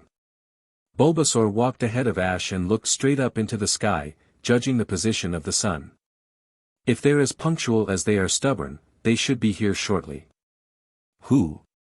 Ash's question was answered for him by the rustling of the bushes in the clearing. On the left side of the field, a Ninetales gracefully emerged from the underbrush. On the right, an Arcanine crashed through the bushes. They stopped an equal distance to each other. Bulbasaur walked back to Ash. These two are having some kind of turf war. They won't listen to reason and I very well can't do anything physical to stop them. Maybe you can use your status to talk them out of burning down half the forest. Wait, what do you mean by status? Ash asked. In the minds of most Pokémon, humans, trainers especially, are considered to be alphas. The number of Pokémon that don't regard humans with any respect at all is in an extreme minority. Are you serious? Pikachu said. That's ridiculous. Most humans are spineless morons, if you ask me. Excuse me? Ash said. I said most humans. Well, then thank Y dash. I like Professor Oak, Brock, and Misty just fine, said Pikachu. Ash turned back to see the Pokémon grinning impishly. Would it be too much to ask to stay focused? Bulbasaur asked impatiently. Sorry. So you just want me to talk them out of fighting? Ash said. If you can. Bulbasaur said. Maybe I should have brought Squirtle after all. Ash said to himself. The guy beat a Pokémon double his size unconscious with his bare fists. He deserves some downtime, if you ask me, said Pikachu. Maybe you're right. Ash gulped. He wasn't much of a diplomat, but he was willing to try anything. Here I go. He slowly walked forward, as quietly and unassumingly as he could. He opened his mind to hear the thoughts of the arguing Pokémon, drowning out their unintelligible pokespeak. We don't have to go on like this day after day, said the Arcanine. Just give me the land that is rightfully mine. I lead my pack with honor and with passion. I'll do the same with the Pokémon here. You need not worry. The Ninetales had sat on its haunches and calmly swayed its many tails back and forth to the wind. I need not worry, it said. The tone of its mental voice suggested it was female. Arcanine, you are a vicious dog. You lack the capacity for logic that all leaders must have. You lead your pack through fear and dominance alone. A good leader must establish themselves as in charge through their actions and their philosophies. Not through petty life threats. I do no such things. Arcanine growled. Flame glowed from in between his teeth. My pack mates are brothers to me. I'd give my life for them, as they would for me. And yet you still are focused squarely on your emotions as your guiding light. That dynamic may work quite well for an uncivilized mob, but an entire community requires a much gentler and precise touch. Ninetales responded coolly. Arcanine barked savagely and a ball of flame shot out of his mouth. It sizzled through the air and slammed into a tree a few feet from Ninetales' head. She didn't flinch. Stop! Ash shouted. Arcanine, startled, turned to Ash and began to growl. What do you want, human? You have no business interfering in our affairs, he said. For once, the oaf is right, said Ninetales. Please leave us. This does not concern you. What you're doing is affecting the lives of hundreds of Pokémon. Ash said. As a trainer, that makes it my business. What right have you to meddle in things you don't understand? Arcanine growled and stomped the ground, flames liking his ivory teeth. Ash heard small, fast, and familiar footsteps approach from behind. Pikachu vaulted onto Ash's shoulder and sparked his cheeks. I think you mean our right, he said with a smirk. If this escalates any further, you could be endangering all the lives in this forest. This isn't exactly the best place for fire Pokémon to fight, you know. You irreverent fool. How dare you assume yourself as in charge? Arcanine shouted furiously. Pikachu's grip on Ash's shoulder tightened. Ash himself simply glared. I'm interested, human. Ninetales said, calmly. How is it that you can understand us? That's a long story. The point is, I was sent here to act as a mediator between you two because of my ability. I'll not have you destroy each other and other Pokémon over a petty land dispute. Watch your tongue, human. Arcanine growled. I've killed others for saying less than that. Calm yourself, Arcanine. I'm intrigued, human. Very well. You will act as a judge for our debate.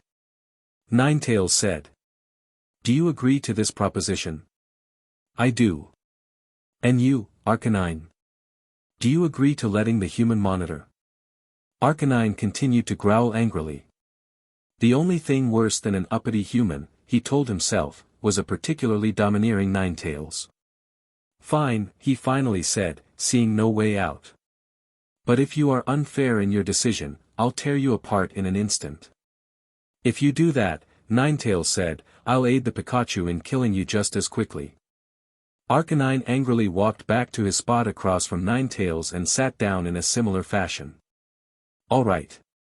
Ash said. We'll begin. You both want this area of the forest for your own, correct? Yes, they replied in unison. Okay then. Arcanine, tell me why you believe yourself to be best suited to controlling the area. Because, human, being a leader requires more than cold logic. A leader must have the desire to lead overpowered only by their desire to lead well. I will treat the denizens of this forest like I treat the brothers of my pack, with honor and dignity, but with a swift and ironclad fist as well. As a trainer of Pokémon, you of all people should understand the joy of effective leadership and victory by your own guidance, rather than your own hand.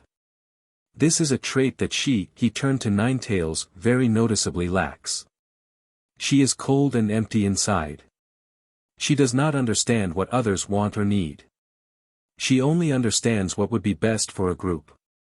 Silently, Ash understood the comment about leadership, but he stored the thought away until later. Ninetales. He said. Same question. I am an effective leader because I do not concern myself with the petty wantings of the individual. Pokémon, as well as humans if I am correct, are fickle by nature. They want nothing more than what they think they want on any given moment.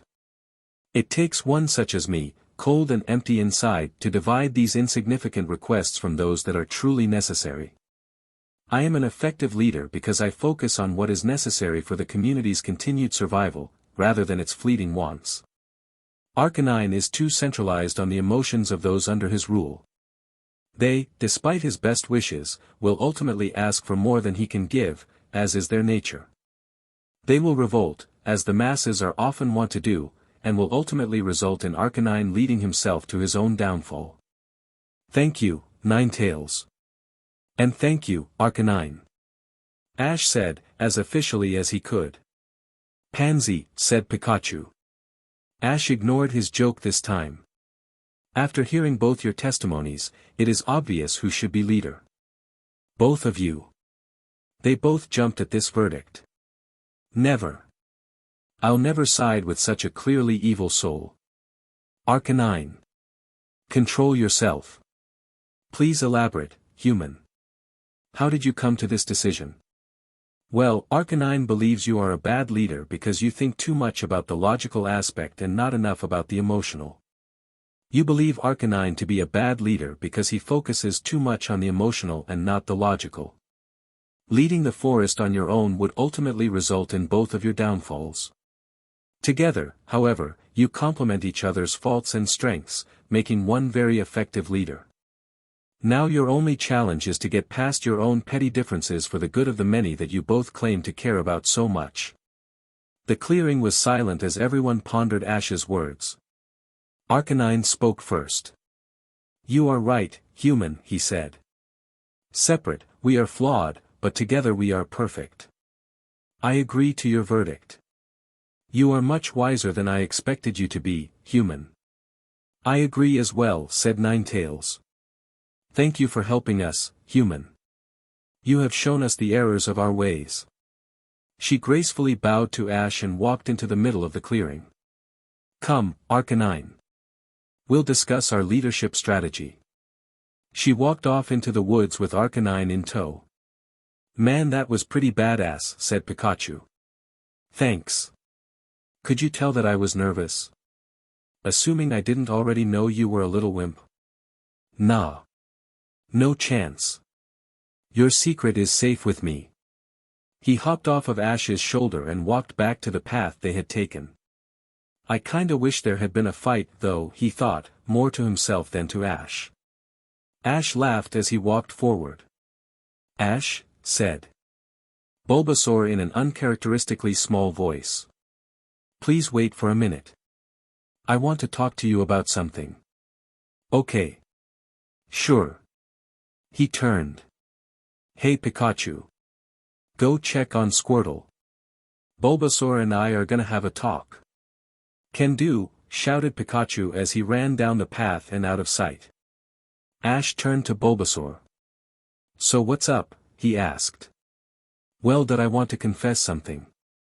I didn't ask for your help because I needed it. In fact, that's one of the easier arguments to resolve around here. Then why did you ask for it? I wanted to see if I was scared that you had changed. What do you mean? Ash, now that we can talk, I'd like to tell you something about myself that you probably didn't know. Bulbasaur said. I'm actually a very spiritual Pokémon. You see the titular bulb that's always been on my back? Yeah. Well, it really means a lot to me. I mean, besides the fact that it's been growing there since I was born. I've always regarded it as the spiritual mark of the Earth Mother. I've always regarded myself, and other Bulbasaur, Ivysaur, and Venusaur, as disciples of her. He turned and gazed thoughtfully at the sunny clearing. You see, I, and the others that listen to my sermon, believe that all living beings are connected to one another. We believe that everything from the grass under our feet to the most powerful of Pokémon are connected. Humans too. We also believe that we are connected, like spokes on a bicycle wheel, by the central spirit of the earth, who we have deemed the Earth Mother. She controls all of nature and, by extension, influences all of our lives. All she asks for is simple respect for her creations from her children. Bulbasaur shifted awkwardly in place. I'm sorry, but I don't open up like this a lot. It's alright, Bulbasaur. I'm not one to judge. Thank you, he said. Well, that I've believed in the Earth Mother ever since I was born. I ended up being an orphan most of my life, but it was the only thing that I remember my mother telling me. When we first met, I wasn't really that used to humans, understandably. To Pokémon, being captured by a trainer from living in the wild is a little like PBRTY for most humans. It takes time to adjust to the changes, but we all usually agree that we're a lot better off with our trainers than we were in the wild.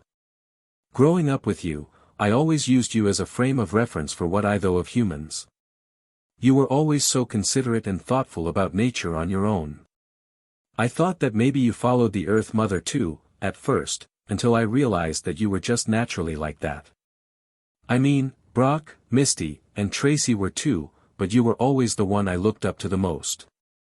After a few years with you, I began to realize things about humans.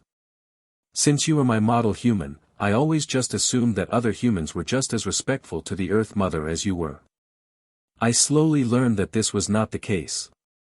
In fact, what I saw showed me that most humans actually don't care about nature's gifts in the slightest. They simply take, and take, and take, and take and never have second thoughts about giving back. I began to realize, basically, that the world was a very big place full of inconsiderate people.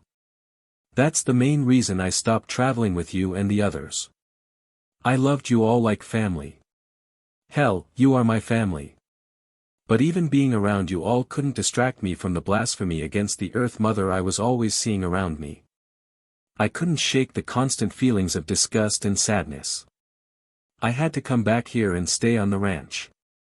I may be simply avoiding my problems, but at least I can sleep at night here. And I can teach the other Pokémon about the Earth Mother. If they want to hear, of course.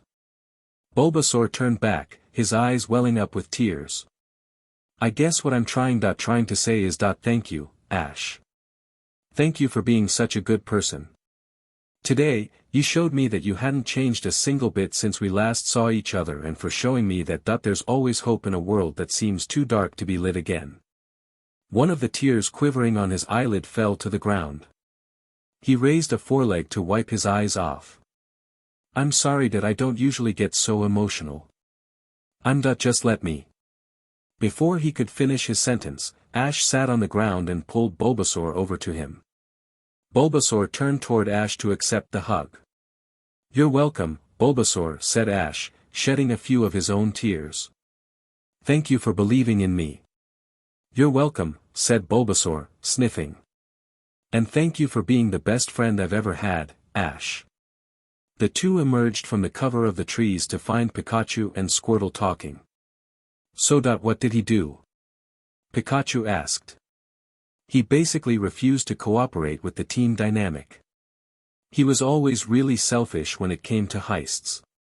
Like, we broke into an apartment building one night and he dash. Wait, you what? I'm telling you, the Squirtle squad has been around a lot longer than you think. Anyway, B did a band E on some woman's apartment one night.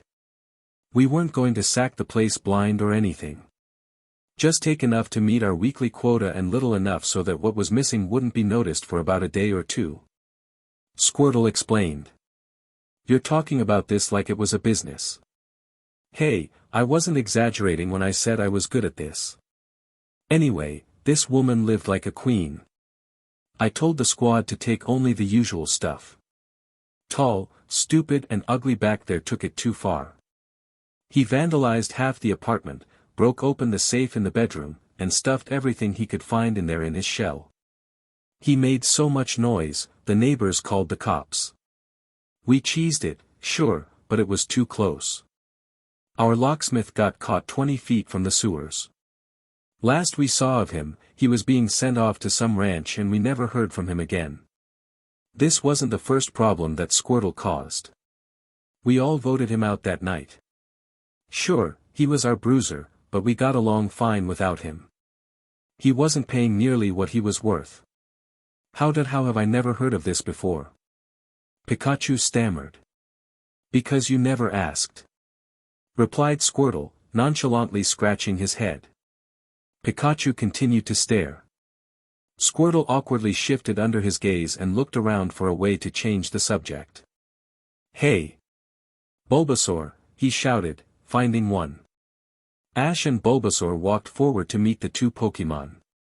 Hey guys! Pikachu said. He pointed to Squirtle. Hey, did you know that Squirtle is really hardcore?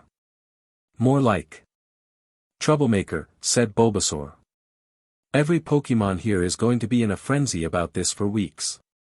I've managed to keep fights like this suppressed for a while, but you've probably doubled my workload. It'll take a week before I can crack down on the nightly fight clubs that pop up when this kind of things happens. But Squirtle scratched the back of his neck ashamedly. I don't understand. What did I do wrong? Every once in a while, a Pokémon decides that another Pokémon needs to get his face smashed in. And as we all know, human or Pokémon, crowds love to watch a fight. If one actually breaks out, it inspires others to do the same, though thankfully, they're mostly sparring matches. Oh come on! Squirtle shouted. You can't demonize me like that. I know that Wartortle. He's a BSTRD. Can you honestly tell me that he was a model citizen around here? No. You're right. He is a BSTRD and I know how stupid he is. But there are other options than stomping on his face until his teeth come flying out. Bulbasaur said. You don't understand. I kept that guy under my roof for dash. Yeah, I get it. You know how he works and violence is the only language he understands. Well, Squirtle, who said you ever had to go to him directly? There's easier ways around these kinds of problems. Not all of us are as smart as you are, Bulbasaur. Pikachu chimed in. And I think that, every once in a while, some Pokémon just need to get their butts beat. You're right, said Bulbasaur. I agree with you. Some do. I'm not enough of a pseudo-intellectual to deny that. I'm just letting you guys know to not do that again.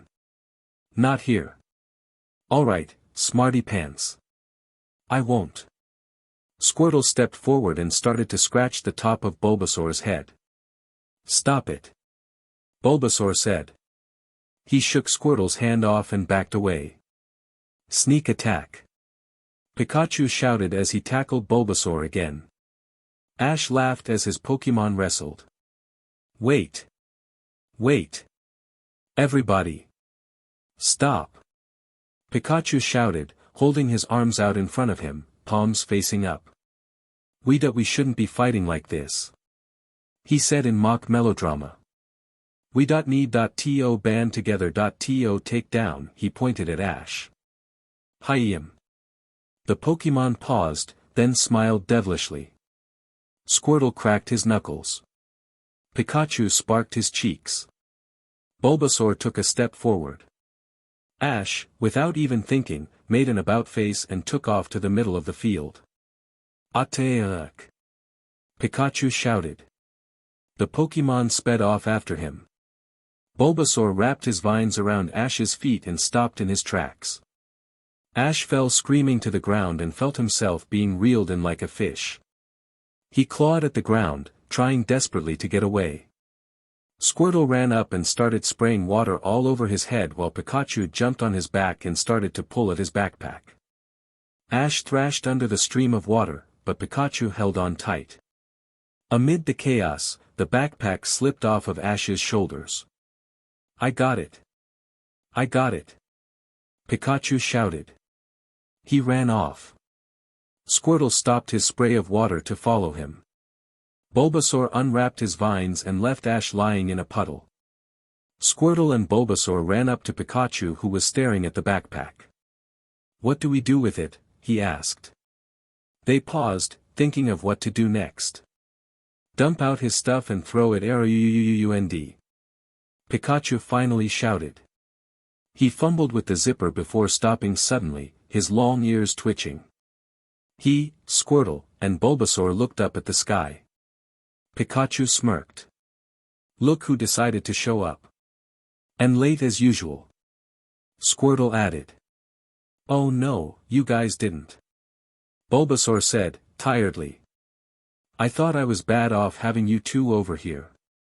Then, Ash heard it. A low-pitched, happy roar that sounded from far away.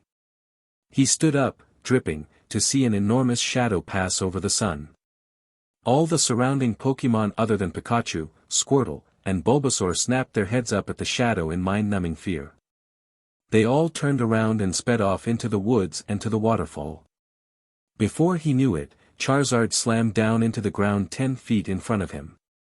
He sat limply, letting his wings slowly relax. Charizard suddenly released a massive jet of flame a foot from Ash's head. The burning vortex singed the small hairs off the right side of his face and caused the skin on his entire body to flare up in alarm. Ash simply stood still and calm, letting the blaze pass. When it did, he chuckled to himself and smiled. "Hi, Charizard." Charizard nodded in his direction, blowing smoke from his nostrils in approval. "Charizard!" Pikachu shouted. Ash saw him running as fast as he could toward the orange dragon towering over the other Pokémon out of the corner of his eye. Pikachu pounced on Charizard and started to repeatedly punch his right leg. Of course, it was as futile as punching a tree trunk, so Charizard simply waited patiently for him to finish. When he did, Charizard picked up Pikachu by the nape of his neck and held him to his face. "I'll cook you alive and pick the meat from your bones," Charizard said in a deep, rumbling tone. Ash jumped at this, wondering if Pikachu was in danger.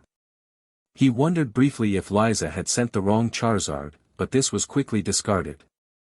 He was a good enough trainer to recognize his own Pokémon. "You use that one every time." "It always goes back to the eating thing," said Pikachu, confusing Ash. "But I like the eating thing. It's a perfect mix between unrealistically morbid and true-to-life fact." This time, Charizard's tone wasn't as rumbling, but it was still just as deep. "I know, but you've got to mix it up some. Like that. What will you do with my bones after you pick the meat off of them?" "I'll Charizard thought for a moment. "I'll go on. He suddenly snapped his fingers. "I'll use your bones to bludgeon your mate and children to death." His voice had become menacing and evil again. "Good," said Pikachu excitedly, "that was a good one." "Okay," Charizard said. "What will you do to me?" "I'll let you eat me whole, then use thunder to punch a hole through your stomach. I really could eat you, you know. Any time." "Yes, yes, yes," Pikachu said in a mocking tone. "We're all so impressed by how big and strong and tough you are and how you've grown into such a big boy." He reached over to pinch Charizard's cheek, who promptly dropped him. "What?" Ash stammered, equally confused as he was afraid. "What was all that?" "That's our running joke," Pikachu said while lying on the ground. "We always talk about the horrific ways that we're going to kill the other. See this?" Pikachu raised his hand in a thumbs-up sign. "This doesn't mean good luck or good job. It means, this is the finger I'll use to pop out your eyeball." He sat up. "But not in every usage, of course. That's that I don't know how to feel about that." "Sometimes, Ash," Pikachu said, wisely and without any hint of sarcasm, "you don't have to feel. Let things be the way they are. Weird, stupid, irritating and absurd as they may be. Just let it be E.by the Beatles." Charizard was looking suspiciously from Pikachu to Ash. "How are you two doing that?" he asked Pikachu. "Did you plan something before I got here?" "No. Ash can really understand Pokémon now. He paused. And if he still couldn't, how would we have been able to plan something to begin with? Oh. Don't know. Charizard said. He turned to Ash. How is that possible? I have telepathy. I got it as a side effect from getting attacked by a Kadabra. Telepathy? I can read minds. Oh. Okay. Sorry. I didn't know what telepathy was. Charizard said, bashfully. Seriously? Shouted Squirtle from across the field. We all knew what it was from the get-go. Get on the ball, man. Hey. Give me a break. I've been fighting other Charizard in the mountains for 3 months. Charizard shouted back, raising his head over Ash's. What have you been doing, anyway? Me and my Squirtle squad have been firefighters in Vermilion City. Oh yeah, that's right. Listen, you try any of that shit on me and I'll stomp you flat. Sure thing, Smokey. But be sure to ask about what happened to the last guy who said that. Squirtle said. By the way. Pikachu shouted. If you live in Vermilion City, doesn't that make you a vermin or something like that? At this, Charizard shot out a jet of flame from his nostrils, trying to suppress laughter. You know, I'd get mad at you if that didn't sound like a cool band name, said Squirtle. He fell into deeper thought about the matter, turning away from Pikachu to think. Charizard turned back to Ash. So anyway, that you can read minds now? Of everyone or just Pokémon? Basically everyone. That could come really useful in a battle. Charizard said. It would, but that would also be cheating. I couldn't live with myself if I did that. Ash said. Charizard huffed at this. Sure, if you looked at it that way, he said, rolling his eyes. So if you're not going to do the obvious, what are you going to do with your new superpower? For now, I'm getting to know Pokémon a little better. My Pokémon, specifically. Ash said. Is that it? You can't think of any better use to put it toward than family bonding time, said Charizard incredulously. Hey, I don't know if my power is gonna go away or not. Ash defensively shouted. If it does, it'll help in battles if I know more or less what my Pokémon are feeling and their personalities. Charizard huffed again. Well, I guess that makes a little more sense. Still feels like a waste to me, though. Wait, shouted Pikachu suddenly. I have a thing. A what? I have a brain thing. An idea. A thought. Oh God. Charizard said, rubbing his forehead. What is it this time? Okay, bear with me on this. What if we, as in this entire group right here, are actually aspects of the personality of some super powerful being on some outside level of existence? Pikachu rambled. Like, Charizard. You're this being's representation of ... I don't know. But Bulbasaur is the representation of the being's logic and reason. Squirtle is confidence, and I'm fun. He pointed at Ash. And you're the avatar of this supreme being. That's why you don't talk much. I do so talk. You just talk so much that I can't ever get a word in edgewise. Besides, what does any of that have to do with anything? Ash said. I dunno. Pikachu said. Just a thought. In that case, maybe you should stop doing that. Charizard said. Talking or thinking? Both. Charizard said as Squirtle walked up from behind. What's up, vermin, he said. You guys look like you're having more fun over here. I'm gonna join in. Don't call us that. We're Team Shockwave, remember? Pikachu shouted. That's our Pokémon team name.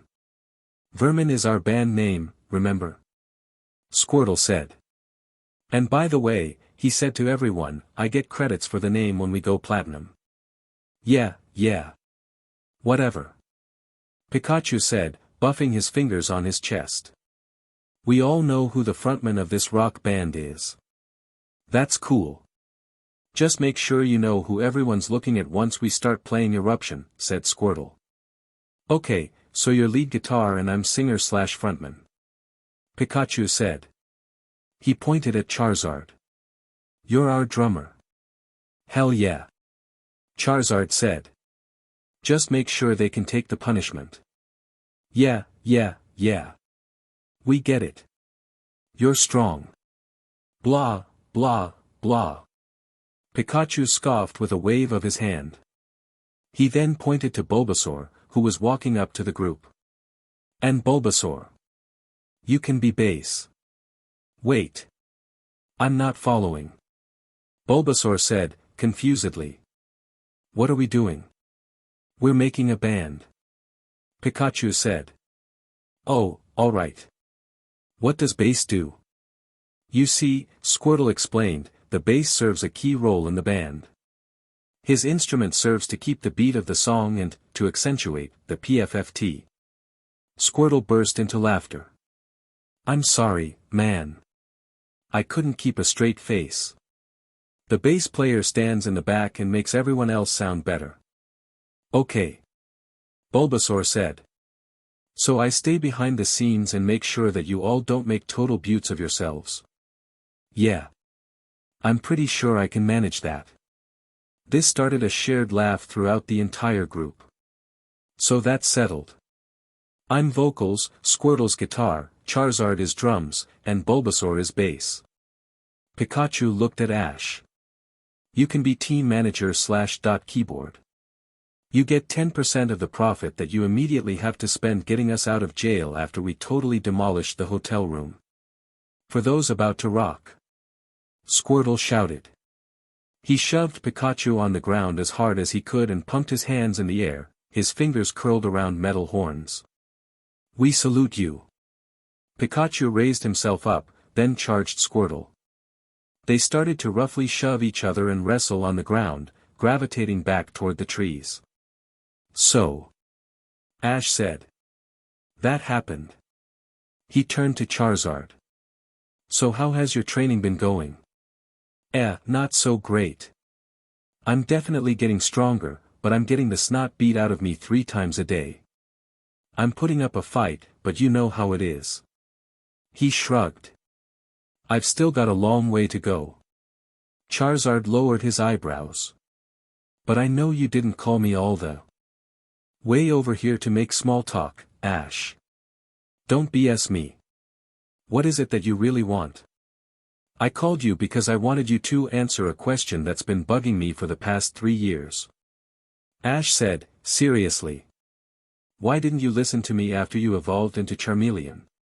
You were one of the best Pokémon I ever had up until that point, but when you evolved you wouldn't have anything to do with me.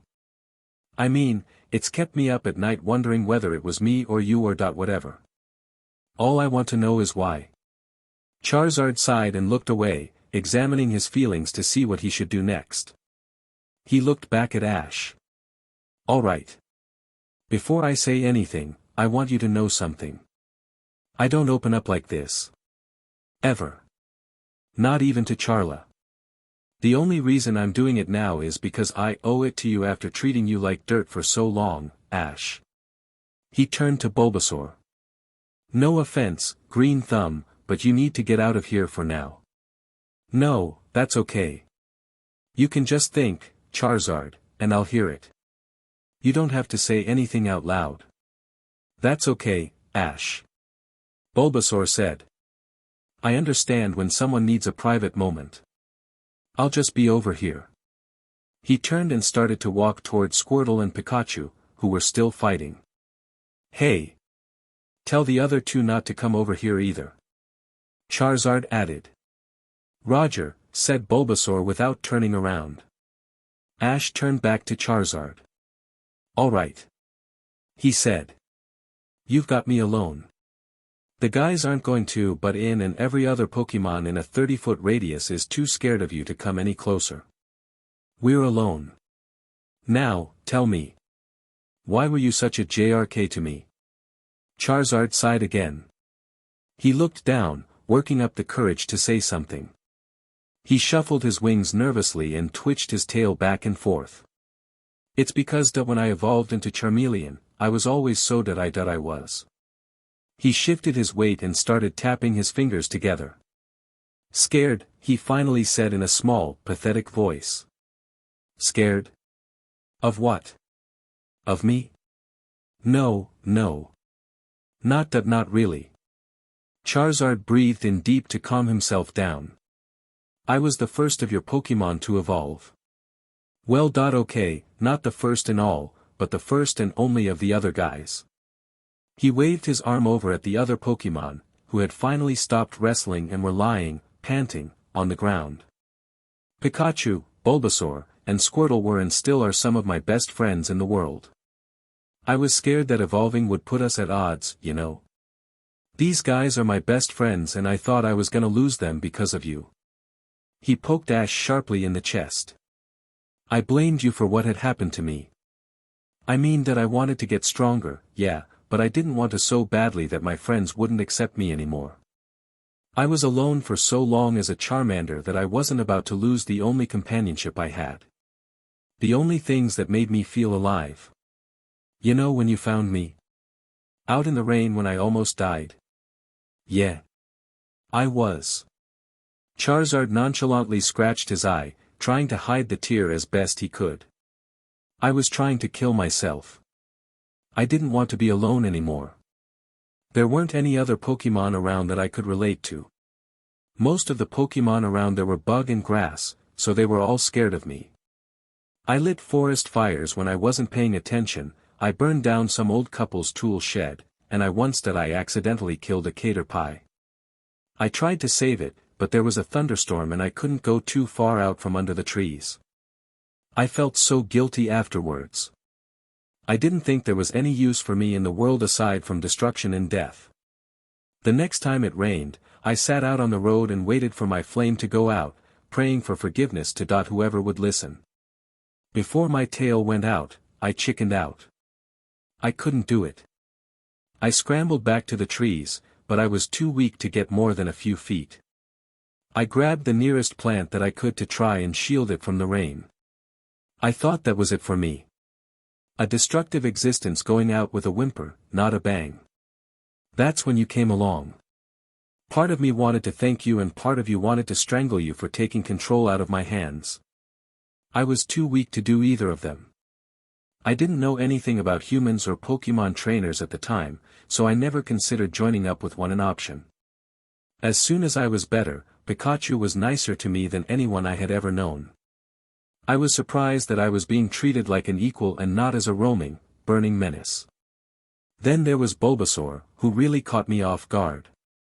Here's a grass Pokémon, the same kind of Pokémon that avoided me like the plague and sprinted off screaming into the bushes whenever I came close, treating me not only like an equal, but like a friend. Like he's known me for his whole life. With the addition of Squirtle, a Pokémon whose entire purpose in life consists of fighting things like me, acting as if I was his own brother. I eventually warmed up to them and kind of latched on. I was almost as grateful to them for being my friends than I was to you for saving my life. Then, you made me battle. No, made isn't the right word. I don't mean that you forced me to do anything I didn't want to, but I didn't really have much of a choice. I was never really that violent before. But battling made me see that I had a purpose. That maybe I was more than a liability to the world around me. It also didn't hurt that I could unleash that fire on Pokémon that could actually take the heat. No more accidental deaths. When I evolved, I didn't really comprehend what had happened. I was stronger, bigger, and better. And no one else was. I understand that things change, but the last thing I wanted was for me to be the one to do the changing. I found myself alienated again, this time from my friends. But why did you think we'd just abandon you? Ash asked. You know these guys would never do anything like that. Did you really think people and Pokémon were that cruel? I didn't have any frame of reference other than my life in the wild, where I was different and hated for it. Now, I was the odd one out again. The only way I could cope with everything was battling. It was the only thing I had that I could use to distract myself from my fears and anger. When there was something in front of me that was my enemy, I didn't want to beat them. I wanted to burn them. I always imagined my opponent burning alive before my eyes before every battle. I hated those other Pokémon. I hated them for being accepted and happy and feeling like they knew their places in the world. I hated them and wanted them to give some of my anger to them. I didn't realize until later that the one I really wanted to burn was you. The person that made me an outcast again. I always saw you as some kind of lumbering giant, figuratively speaking. Someone that caused so much pain and damage and didn't realize or care, and I hated you for it. I didn't listen to you in battles because I was too blinded by my own rage to care what you were saying. When I evolved into Charizard, I didn't even care anymore. I didn't know much about evolution, but I knew that there was no going back to the way things were. Not only did I think of you as some kind of vague aggressor, but also as completely incompetent. You didn't know what you were doing, and I got more satisfaction out of pummeling my opponent in my own way than your way. I still hated you as much as I always did, but it was more of a slow, simmering burn than the fiery blast that it was before. I was still scared that the other Pokémon hated me, but I didn't realize at the time that I was doing it to myself. I basically thought that I had lost everything that made me happy and I just didn't care anymore. That wasn't the case for long. Remember when we were on the Orange Islands? When we fought that guy with the Poliwrath and I almost died again? Yeah. Do you remember what you did?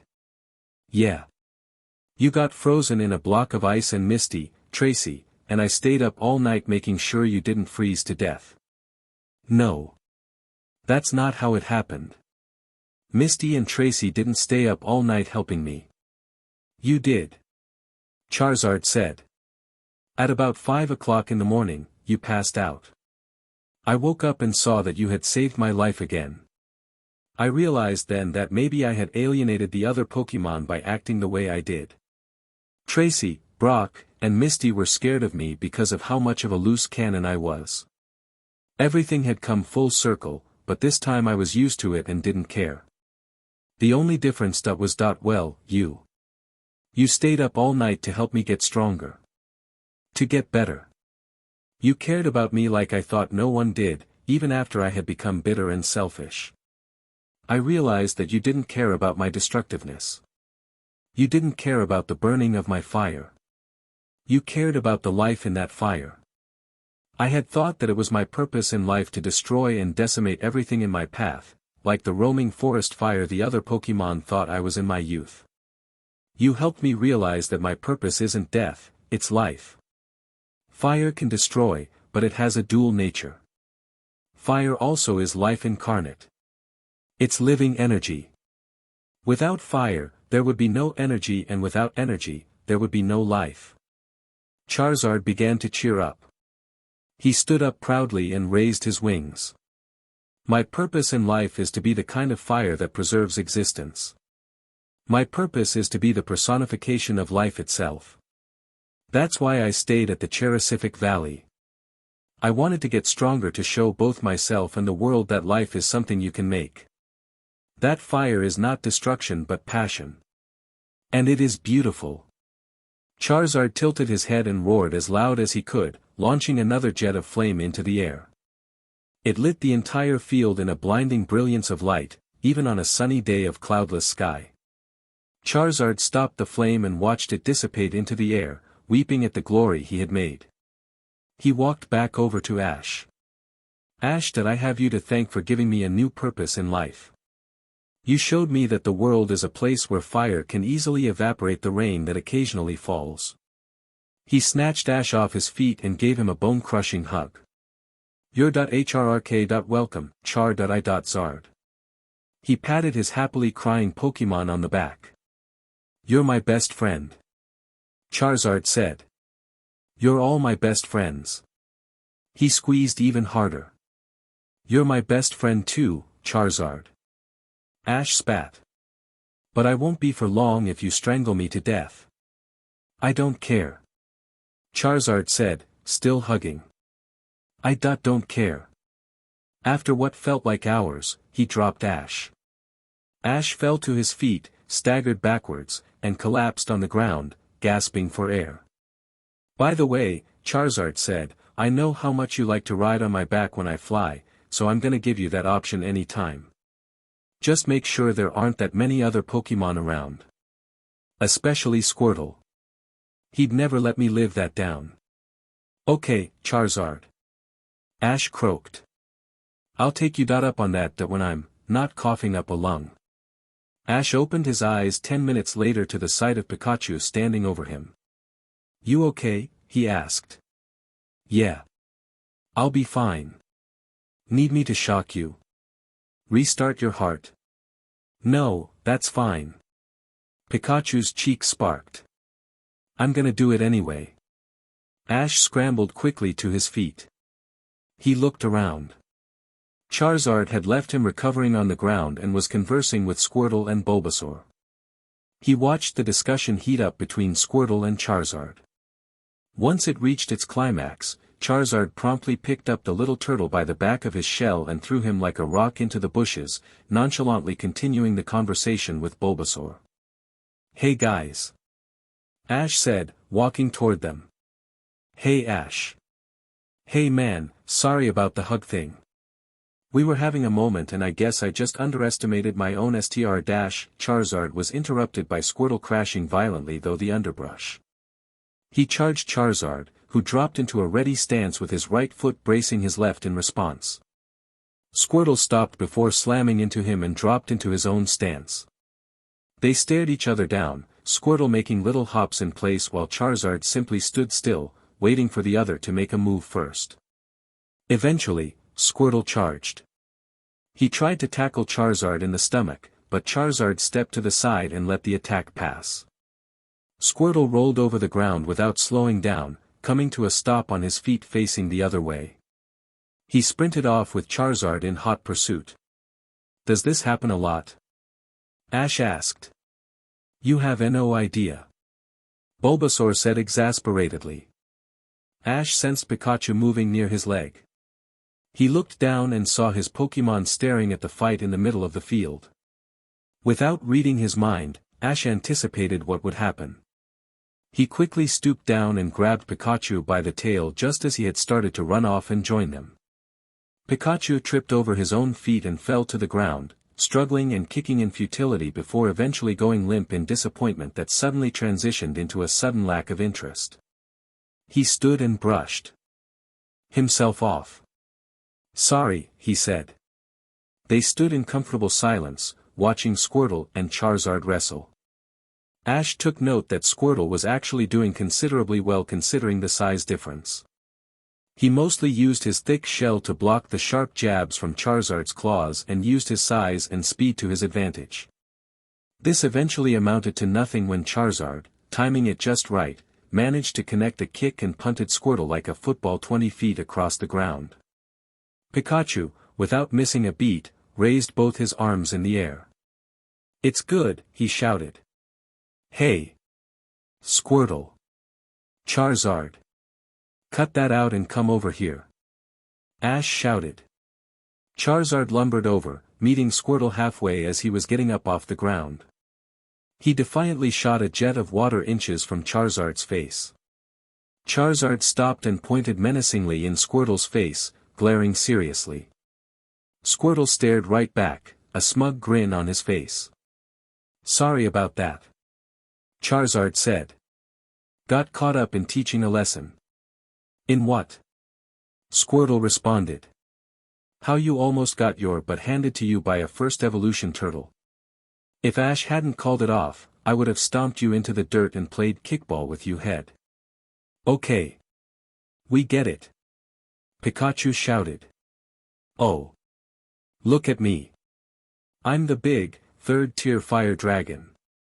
We don't care how well you could crush our heads in between your elbows. We don't care about how you evolved into the big butt mofo we see now. We don't care." He paused. "And Blastoise is cooler, anyway." "Hey!" Charizard shouted, pointing at Pikachu. Despite how angry he looked, Ash could tell how much Charizard was moved by what Pikachu had said. You take that back, you yellow little spaz. Actually, Squirtle said, I'm gonna have to go with Charizard on this one. Blastoise SCKS. I'd be 4 times as big as I am now and have almost half the movement capabilities thanks to that giant shell. But. Pikachu stammered, shocked. But you'd have guns on your back. Guns. I don't care about that. The day I need to use a gun is the day I give up on myself. Squirtle said. He took out his sunglasses and flipped them onto his face. So basically, never. Actually, that's something I've been wondering. Why haven't you guys wanted to evolve? Charizard, you already told me, but what about the rest of you? Ash asked. Well, my reason is because being a Squirtle offers more advantages than most Pokémon think. I'm smaller, meaning I've got more movement options than I would if I were a Wartortle or a Blastoise. Also, I tend to get underestimated, which adds an element of surprise when my fist decides it would like to meet their jaw. Squirtle explained. Well, Bulbasaur said, to me, being close to the Earth Mother should be a constant goal of all living beings. I stay a lower evolution because this is the way I was born. It preserves physical purity and helps me be more in tune with her. Plus, I don't really care that much about fighting. Ash looked at Pikachu, who was surprisingly silent. He looked up, meeting Ash's gaze. I know what you're thinking, but I'm not gonna mess around about a man's religion. I'm not that much of a JRK. Okay. What about you? You rejected that Thunderstone a while back. Why? That was different. That wasn't necessarily that I don't want to evolve. I just don't want to evolve when someone tells me or forces me to. So are you opposed to evolving in general? Not really, but it's not really something I see as a priority. I don't have any problems as a Pikachu, right now anyway. Plus, I don't want to fix what's not broken. He said, without a hint of sarcasm. I guess that makes sense. Ash said. I have another question. Does it ever feel that I don't know strange when you have to call yourself or some other Pokémon a different name when they evolve? Like, was it weird going from being called Charmander to Charmeleon? It was a little off-putting, but nothing that devastating. Charizard said. Ash, Pokémon don't interact in the same way as humans. Pikachu explained. We mostly interact by reading what we think the other's intentions are. Pokémon in general pay a lot more attention to body language and voice tone. We've also got a lot more levels of understanding in those areas than humans do. Bulbasaur added. So that's why you can say the same words over and over but understand that they mean different things. Ash shouted excitedly. Basically. That's why we're never bothered by the name thing. We don't know or recognize each other through names or titles. We're so in-depth about reading body language and tone that we can immediately pick up personalities at a glance. Pikachu continued. Like, when I look at Squirtle, I don't see him as Squirtle. There are thousands of Squirtless that all look basically the same. I see his hundreds of layers of body language that show me that this particular Squirtle is the one who I've spent my entire life with. Kind of like a mental stamp. That explains so much. Ash said. Yeah. Pikachu said. Now I realize how confusing that must have been for you guys. That reminds me. Ash turned to Squirtle. Speaking of intentions, this is what I've been asking everyone today. Ash turned red a little. Squirtluid, what do you think of me? What do I think of you? Squirtle repeated. He sighed. That's kind of a long story. That's fine. Do you want to talk in private or something? Nah. Squirtle said with a dismissive wave of his hand. It's nothing major. Nothing these guys don't already know. I'm not afraid to show my feelings. Twa-wah. Pikachu said. He walked over to Squirtle and started to pinch his cheeks. You want to talk about your feelings? Do you love us? I love you too. He then gave Squirtle a hug. Knowing it was futile to keep resisting, he just waited for Pikachu to finish. I'm not afraid to show my feelings, but it does get annoying when I do it around this guy. He pointed to Pikachu, who was still hugging him. Squirtle wriggled his foot onto Pikachu's chest and kicked him off. Pikachu was sent rolling across the ground while Squirtle brushed himself off. Okay. As you know, I'm the leader of the Squirtle squad. That kind of thing takes a lot more leadership skills than most would think. There's a lot of psychology involved. You've got to get into the head of your teammates. You have to sleep together, eat together, fight together, and get caught together. I'm very fond of my squad mates. They're my brothers. I've grown up with them as much as I've grown up with these guys here. He gestured to the other Pokémon. So, leadership is always a quality that I look at. I live in the city, so I see a lot of Pokémon trainers. Most of them are carbon copies of each other. I'm gonna be the Pokémon master. I'm gonna do it. They all think they're these tough as nails, undeniable gods in human clothing when they're really wet behind the ears amateurs that likely won't ever be as good as they think they will be. The thing I like about you, Ash, is that you're different. When we met, I thought you were a wet behind the ears amateur that didn't know what kind of world he was getting into. You know what I learned?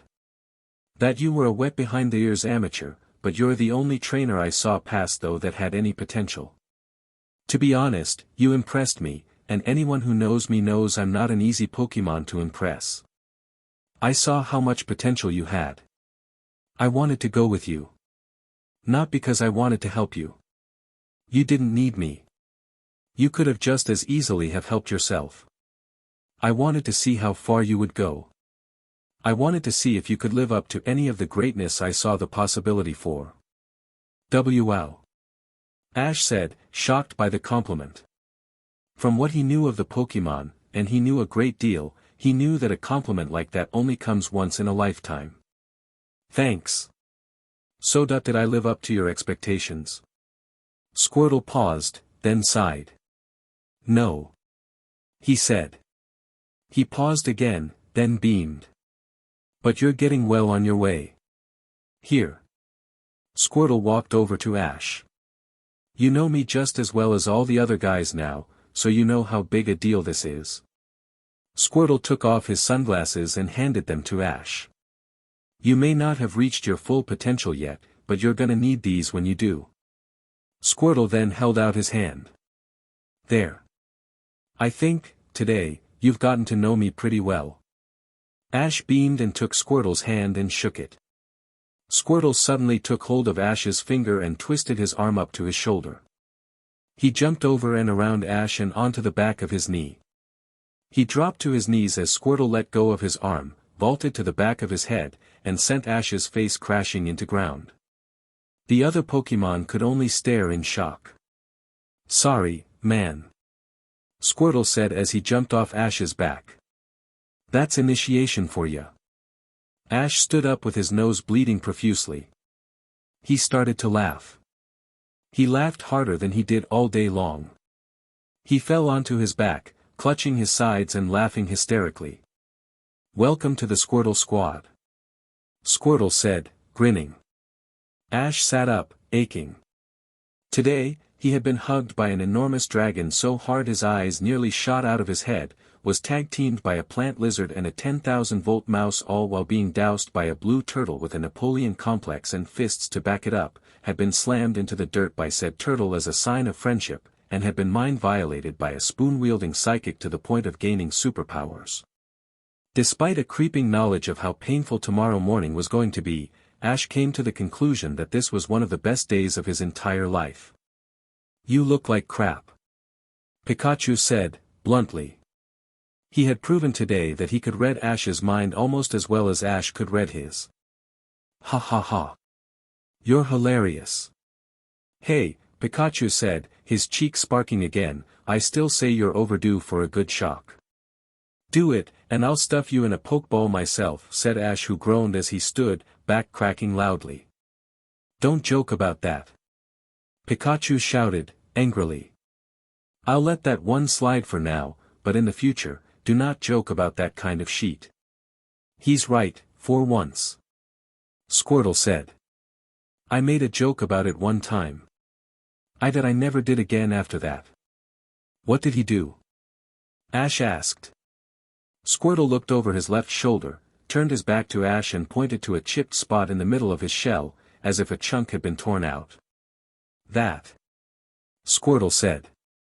Wow, what's the deal with that, Pikachu? What's your thing with Pock-? Pikachu's cheek sparked and he took a step forward. With those things? That, Ash, is a story for another day. Pikachu said, turning away. I'm sorry I hurt your feelings, Pikachu. Ash said, squatting. I didn't realize how many nuances there were to your extremely complex character. What can I say? I'm a complex kind of Pokémon. I've got deep-seated guilt and hang-ups and all that noise. Ash laughed and tousled the hair on Pikachu's head, then stood up.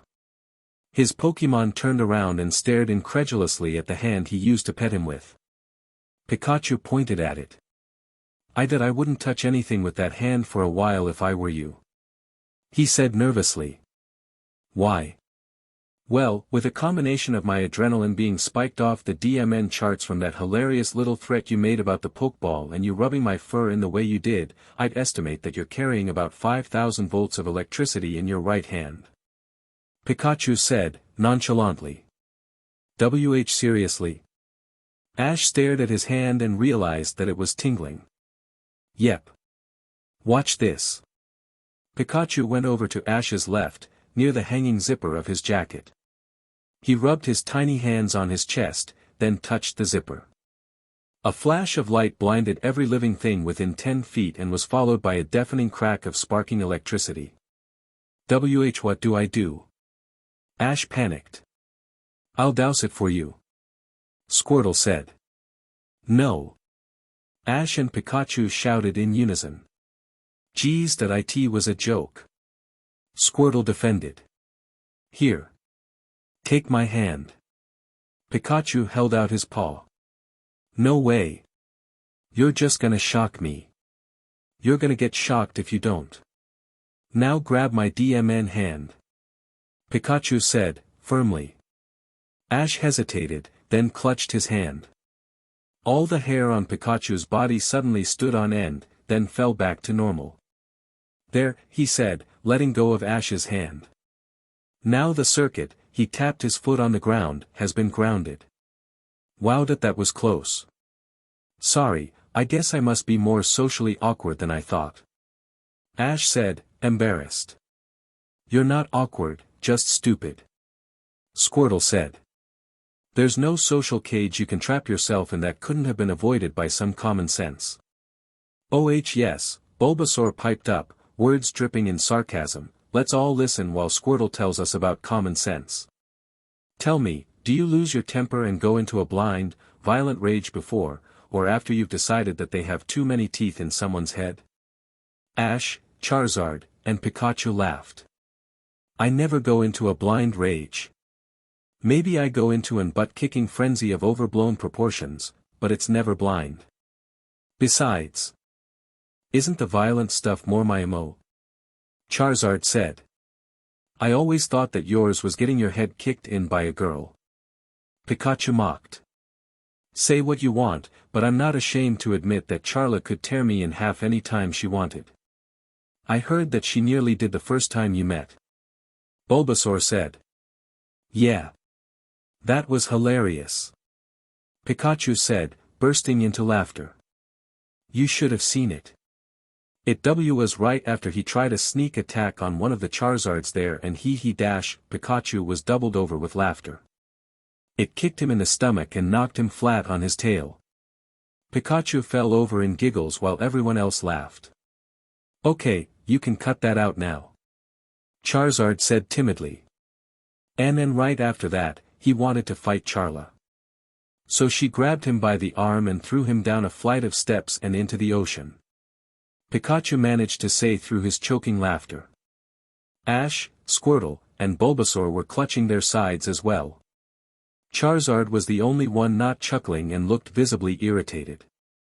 Look, that was my first time there and I didn't know what to expect. That was a rough patch in my life I'd like for you guys to not trivialize, he roared, angrily. Pikachu, not the least bit intimidated by the display, walked up to Charizard and patted him on the leg. It's okay that we understand that we already knew you were completely whipped. It's nothing to be ashamed of. I'm not whipped. Charizard shouted. In fact, I'm Charla's bodyguard now. Bodyguard or boy toy? Squirtle said through his own set of chuckles. Shut up. Charizard screamed. A jet of flame rocketed from his mouth and slammed into the ground in the middle of the group. They dropped immediately into shocked silence while Charizard literally fumed. This silence was broken by Pikachu, who restarted his hysterics. Man, you are such a prick. Squirtle said to Pikachu, only half serious. Pikachu stood, gasping for air and wiping his eyes of tears. Sorry guys, that I in all seriousness, Charizard, it wasn't funny at the time. I felt for you, then. But now that you live up there and are kicking tails and taking names all the livelong day, I felt the need to knock a few levels off any pedestals you built for yourself. Pikachu said. Plus, even you have to admit that it was really funny afterwards. Yeah. Charizard said, chuckling softly. I disagree. Squirtle said. Domestic abuse is never a funny topic. Charizard, if you ever need someone to talk to, I'm always a phone call away. Just show me where she touched you. This started up the tumult of laughter again. Charizard slumped down, his wings drooping. You guys SCK, he said in an exhausted tone. What? Pikachu suddenly shouted. Thought. Ash and his Pokémon groaned in unison. Again. Isn't this getting kind of old? Squirtle complained. Squirtle, I thought you told me he grew out of this. Charizard said. I guess it's all the excitement from today. The whole mind-reading development. That's not exciting, that's weird. Charizard turned to Ash. No offense. Weird in a cool way. He's not buying it. Squirtle said. He turned to Ash. What he meant to say, is that you're not very interesting. Like, at all. That's not true. I've just been listening all day to you guys all day. At least I'm not as screwed in the head as every single one of you. He shouted.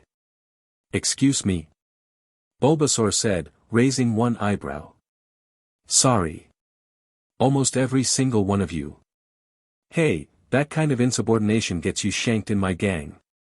Squirtle said. Do you want to get shanked, new meat? Guys. Pikachu said. He pointed to his head. Thought. What is it now? Squirtle sighed. We should have nicknames. Pikachu said excitedly. What happened to that diatribe about how Pokémon are above the need for names?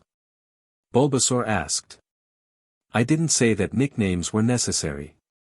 I just think that we should have them. Pikachu was, yet again, twitching in excitement. Nicknames we'll likely forget in 20 minutes. Charizard said, jaded. Yeah, said Pikachu. He paused. Wait, no. You may forget them in 20 minutes, but I won't. I remember everything. He turned to Squirtle and gave him a crazy look. Everything. Fine. Squirtle sighed, rubbing his temples. What are our nicknames? Okay.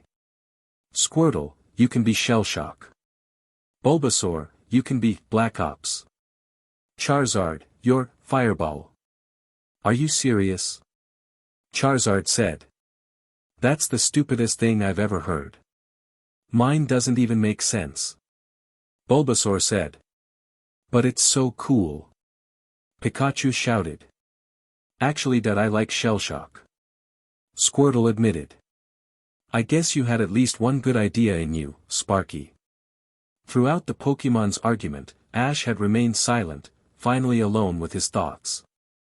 As soon as the "screwed in the head" comment had left his mouth, a thought had planted itself into the outermost level of his mind and had started to grow. An idea that, for safety's sake, he should probably cut down before it's too late. "Guys," he said, not even realizing that he had spoken. He snapped out of it and looked at his bickering Pokémon. "Guys," he screamed. They all stopped, and looked at him with surprising obedience. "Be serious for a minute, will you help me out with something?" "Of course, Ash," Squirtle said. "You don't even need to ask that question," Pikachu said. "You already know the answer." "Thanks." Ash flashed a nervous smile, one which he quickly dropped. "There's just one more Pokémon I want to speak with today." "Who?" Charizard asked. Squirtle and Bulbasaur were looking at Ash, waiting for the answer. Pikachu, by look on his friend's face, already knew the answer. "No," he said, more sober and serious than he had been all day. "I'll help you with whatever you want, Ash, but this is a bad idea." "You know it is." "I know what I'm doing, Pikachu. I'll make sure no one gets seriously hurt. I'm not worried about the Pokémon. We'll be fine. I'm talking about you. Have you thought of protecting yourself in this master plan for attempting the stupidest project of your entire Pokémon trainer career? I'm not worried about what'll happen to me. But I am. You know what happened last time. Which is why I'm more prepared now." Ash said. "If there's one thing I'm good at, it's strategy. You know that." "Boo, but..." Pikachu stuttered, trying to think of a rebuttal. "But why?" he finally spat out. "I have to know." Ash said. "Either of you conspirators want to fill us in on the details of your plan?" Squirtle asked. Ash nodded his head toward Professor Oak's lab. "Follow me. I'll explain on the way. Everyone. In positions." Ash examined his entourage fell in line before him. They were standing in a rocky crevice in the mountainous regions of the ranch. All of the Pokémon he could find were gathered in the middle, making a rough circle. The Pokémon stood facing the inside of the circle, neatly surrounding the middle point from 4 directions. Charizard stood east, Brock's Onix west, Donphan and Heracross stood south, and Ash stood to the north with Snorlax standing directly in front of him. In between these 5 stood the smaller Pokémon. Cyndaquil stood between Donphan and Onix, so there would be a secondary fire attacker from behind should Charizard be taken down. Opposite Cyndaquil, between Heracross and Charizard, stood Bayleaf. Noctowl stood next to Ash, waiting for the signal. He would be flying directly above the middle of the circle, either to provide an aerial offensive or to get help should something go wrong.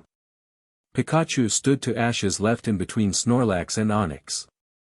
Squirtle stood next to him, but not too close, so they could combine attacks if need be. Slither stood between Snorlax and Charizard, using the same strategy with Bayleaf that Cyndaquil was using with Charizard. Ash's other, miscellaneous Pokémon that lived on the ranch stood scattered around, nervous at all the precautions, but ready and willing for anything. Should something go wrong, Bulbasaur was to escape with these Pokémon into the woods and to go look for help. Many of the wild Pokémon had turned out to see what all the commotion was, though not necessarily to help. The only benefit from this group came from Arcanine, who surprisingly showed up with the rest of his pack, standing scattered on top of the rocky cliffs and staring gravely down at the intricate gathering. "Is this careful enough for you?" Ash said to Pikachu, who was folding his arms and looking displeased. "You could have formed a militia of the legendary birds, dogs, and Mew and it wouldn't make a DMN bit of difference." Pikachu said, deadly serious, but still noticeably jittery. "Humans always say that there's no such thing as an evil Pokémon. Those are the humans that end up getting burned to death trying to befriend a Charizard. Anyway, I know you were there, but you didn't see this thing up close. It was evil. There was something wrong with it. It was just like it wasn't all the way there." "Well, if it makes you feel any better," Ash said, looking forward, "I was never one of those people. He looked down and noticed that his hands were shaking. He clenched them into fists to stop the nervous spasms. It didn't work.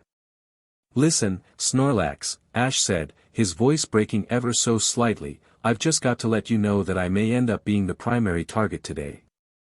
I put you in front because you're the toughest one here. Nothing personal." Snorlax looked at Ash over his shoulder, yawning. He was the calmest one there by a long shot. "Don't sweat it. I understand," Snorlax said with surprising laziness given the situation. "By the way, think about this. There are enough Pokémon here to stop whatever is thrown at us. If we don't, there are enough for you to get away with the rest of the Pokémon. If you can't, the other Pokémon will be safe. If they aren't, that no one here has done anything wrong. We'll all likely end up at the same place if we get killed," he said, scratching his chin. "Don't be nervous. If you're nervous, you're sloppy. If you're sloppy, you'll be more nervous. You just do what you do before every battle. Just throw away all those extra thoughts. They'll just weigh you down." Thanks, Snorlax," Ash said, taken aback. He took his advice and closed his eyes. "There aren't nearly enough Pokémon, half of them don't even have the right training. What did I ever think I was going to achieve? All I'm going to do is get everyone killed, everyone will die, and it will be all my fault." Like before, Ash compacted the thoughts to the back of his mind and held them there until they disintegrated. He opened his eyes with a different expression than he had when he closed them. His hands weren't shaking anymore. "Brock!" he shouted. Back even farther than Bulbasaur and his group were Brock, Misty, who had completely reconciled, Tracy, wielding his notebook, even in the face of danger, and Professor Oak, looking old for the first time since Ash met him, stood. Misty was looking in her bag with a concerned expression on her face. She turned to Tracy and said something Ash couldn't hear. He looked in the bag, then looked back up at Misty, also saying something inaudible with a similar look of concern. "You ready?" Brock shouted back, a pokeball in his hand. Noctowl took this as a signal and flew up high over the circle. "Throw it." Brock crossed his fingers, then threw the ball as hard as he could. It landed in the middle of the assembled Pokémon and popped open with a blinding flash. Kadabra emerged from the flash, standing limply with its spoon dangling from its fingers. It was glaring. Every living thing drew in an awed and anxious breath at the same time.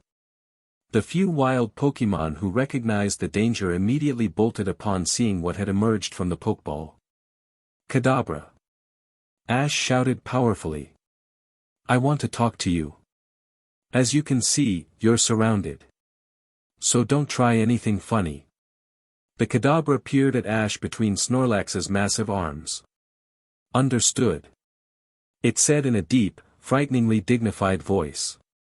"Why did you attack me?" Ash asked. The Kadabra simply stood, silent. "I won't force you to answer, but it would make things easier for you if you did." "Ash, this isn't going to work," Pikachu whispered. Ash shot him a harsh look, then quickly looked back at Kadabra. To his amazement, the Kadabra was facing the Pokémon to the left. He had turned without Ash seeing him move. Ash blinked, astounded. This feeling was amplified when he saw that Kadabra was rotating clockwise, examining each Pokémon in the circle, only moving when Ash closed his eyes for a split second when he blinked. "Stop that," he shouted, afraid. The Pokémon who could spare a glance looked confusedly at Ash, then back at the Kadabra. It started to laugh. "Would it trouble you to know, little boy, that I'm not moving a muscle?" it said. The ground under its feet started to change. The rocks and dirt were bleached white from the heat that extended from under the earth. The sky had begun to rain a black, oily substance that instantly evaporated off of the heat from the rocks. "I'm not doing that a thing," the Kadabra said as its eyes became black and peppered with stars and mouthed tentacles twisted and writhed from its open, laughing mouth. "Ha!" Ash shouted, stumbling back. As soon as he took a step, everything became normal. The ground was its regular color, the sky was cloudless, and Kadabra was still laughing. Ash! Pikachu snapped his head between the laughing Kadabra and his white-faced friend. What? Stop! Ash screamed. Stay away from my mind. I'm letting you in mine. Kadabra said, still smiling. Why can't I take a peek in yours? I'm asking the questions now. Ash said angrily. Why did you attack me earlier? Why did you give Ash's throat locked up? Kadabra started to giggle again. Ash felt a writhing, undulating, sticky something stop up his windpipe. He clutched his neck, feeling an enormous lump under the skin. He was choking on it. The only way to stop it would be to swallow it. But don't worry. You'll love it. It contains all the vitamins and nutrients you'll ever need from here on out. Get out of my head. Ash shouted desperately, clutching his temples and falling to his knees. Kadabra simply laughed like a giddy schoolgirl. Everyone! Get ready! He shouted, more angry than afraid. Every Pokémon got into their various ready stances. The flame on Charizard's tail and Cyndaquil's back both flared up at the same time. Pikachu got on all fours, his cheeks sparking. Squirtle cracked his knuckles and braced himself. Slither scraped his blades together, Onix slammed the ground with his tail, Heracross got in a sprinter's stance, ready to charge, and Donphan leaned forward, ready to roll. Every Pokémon in the circle, and some that weren't, were an inch away from tearing Kadabra apart. It looked around and the angry Pokémon, the shadow of a smile still on its face. Aren't you all so obedient? It shouted in mock approval. It raised its hand and pointed to each Pokémon in turn. Ash felt an influx of thoughts race through his head. He realized, with terror, that Kadabra was using Ash as a human transfer box, so it forced him to hear all the thoughts himself as well. Now then, it said, finished. It pointed at Squirtle. After this, I'm going to kill your squad mates in front of you. It pointed to Bulbasaur in the back. Everything you know is a lie. Your world is an empty ball orbiting a dying star, non-caring. Your mother was a lying beach. It pointed to Charizard. You were, are, and never will be strong enough. I'll gut Charla like a fish and flay her on the piled bones of your Charizard friends. Finally, it pointed at Pikachu. You'll be in a Pokeball for the rest of your life. It said, grinning from ear to ear. Charizard got angry and growled more menacingly than either Ash or the other Pokémon had ever heard before. Squirtle picked up a sizable rock and gripped it in his small, webbed hand like it was his last hope. Pikachu's hair stood up on end and the air pressure dropped so fast that Ash got a nosebleed this time. Bulbasaur, normally the calm, straight man of the group, whipped his vines out so fast they cut the falling leaves in half in midair. All right, Ash. The Kadabra said. Why did I give you telepathy? I'll answer your question. But first, you dash. It was interrupted by Charizard, furiously roaring at the top of his lungs. He roared so loudly that the Arcanine on the hill stepped back frightened. Even Pikachu looked startled at the white-hot rage Charizard was carrying. He stepped back, reared his neck as far as it could go, and breathed a stream of fire so hot that not even Cyndaquil or the Arcanines could look at it.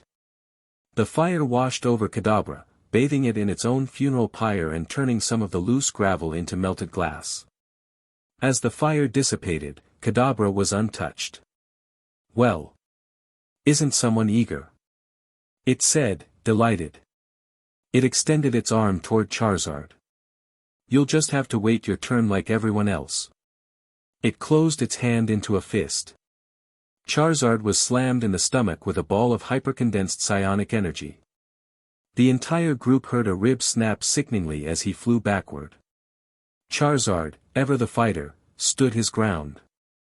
He punched the ground in pain, roared again, then limped determinedly back to his place in the circle. You're persistent, too. Kadabra said. I think you'll be fun. It turned back to Ash. For me to answer your questions, first you'll have to answer mine. Tell me, little boy, it was grinning madly again, wide-eyed and excited, do you enjoy it at the opera? Kadabra raised its spoon hand into the air. Immediately, everyone and everything in the valley shrieked in pain and dropped to the ground. Those that could were clutching their heads and thrashing in the dirt in agony. Even the humans in the back were having violent seizures on the solid rock face.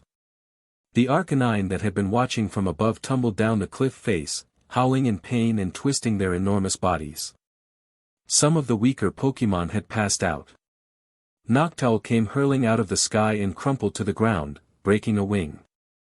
Pikachu was sending bolts of electricity shooting off across the ground, gritting his teeth, and clutching his ears. Squirtle was actually slamming the rock against his temple in an attempt to make himself fall unconscious. Every Pokémon in the area was on the ground and screaming in a kind of pain they never imagined could exist. Except for Kadabra. Tracy, Misty, Brock, and Professor Oak were similarly stricken, though they had not been able to let out a scream yet. Misty had dropped her bag. It was lying forgotten beside her as she curled into the fetal position, her face contorted into a soundless wail and tears were streaming down her face. Brock managed to stay on his knees, his right hand on his head and his left balled into a fist to his side. He stiffly reached for a pokeball to return Kadabra to, but he slipped and fell to his back and was unable to move anymore. Tracy had simply dropped like a sack of rocks and was mindlessly drawing circles in his notebook, tearing the page and not caring. Professor Oak was curled into a ball, facing away. He was twitching, but that was about all the movement Ash could see. Every human was ready to kill themselves to escape from the agonizing, simulated pain they felt only in their minds. Except for Ash. The Kadabra stared at the sky with its arms stretched out on either side, lost in serendipity. It closed its eyes and started to lightly undulate to the sound of the screams as if it were listening to music. I love it, it finally said. Kadabra lowered its head and looked at Ash. Smiling with tears streaming down its face. I really do. It's not often I get this many together at one time. It's mostly limited to cantatas and small ensembles. But this. It raised its arms in the air and looked around and the thrashing bodies. This is divine. This is the sound I've been looking for to use in my next piece. Though, I'm going to have to do some prodding. After all great composers demand a great deal from their performers. Kadabra put a hand up to its chin.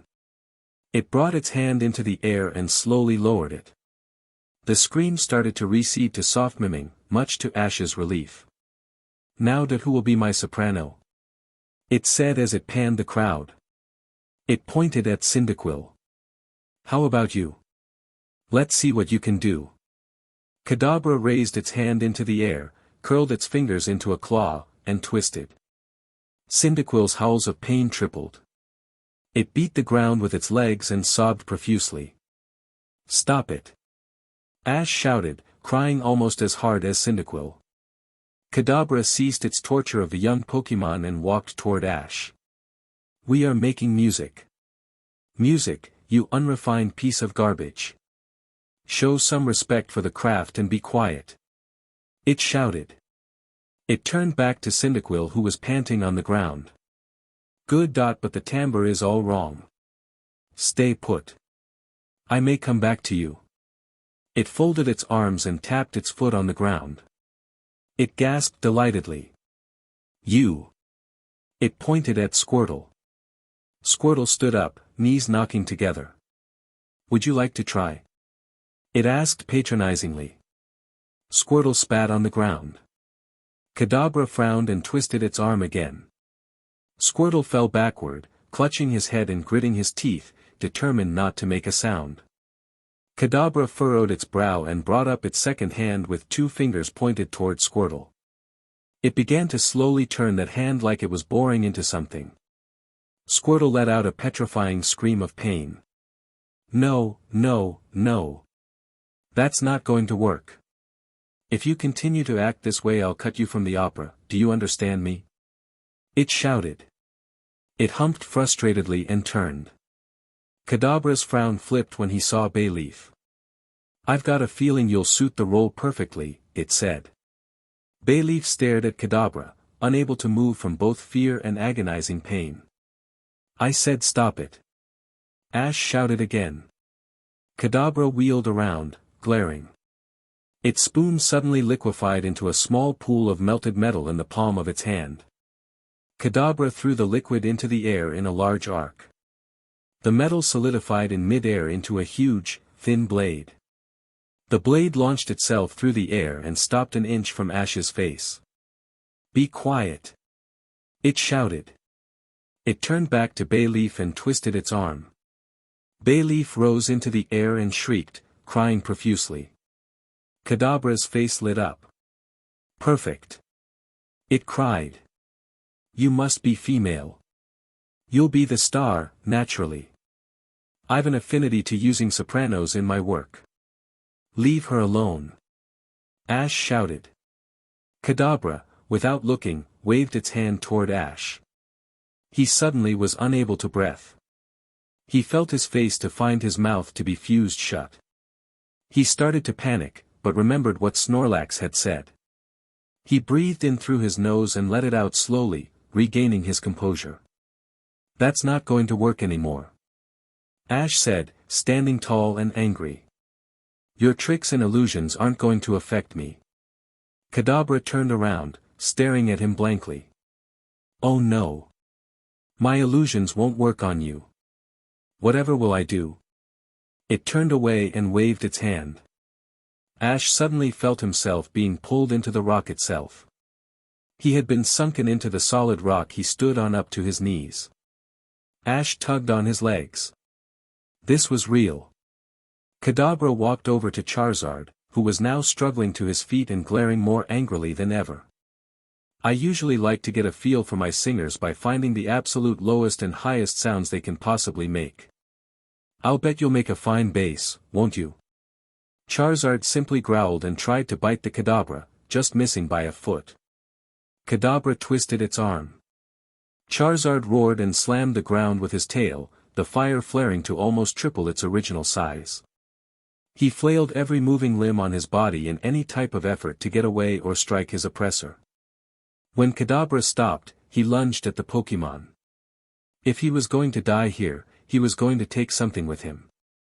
Kadabra simply stepped to the side and let the attack pass. It pointed at Charizard. Charizard floated 10 feet into the air, then slammed into the ground with enough force to shake the valley. Kadabra did this 3 more times before tossing him aside like a broken toy. Show stealing will get you nowhere. Your voice is decent, but it's missing something. It turned to Snorlax and twisted. Snorlax didn't move nearly as much as Charizard, but he yelled just as loud and much deeper. Brilliant! Kadabra shouted. You'll do perfect. You'll need some practice, but in dash, Kadabra suddenly stopped, then grinned. Yes. Thank you, muses. You always know how to push the right buttons. Kadabra turned and raised both hands, one pointed at Charizard and the other at Snorlax.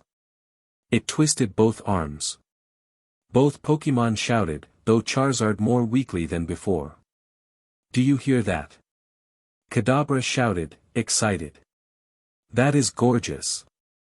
You all are so talented. Wait. Kadabra dropped the both of them and turned.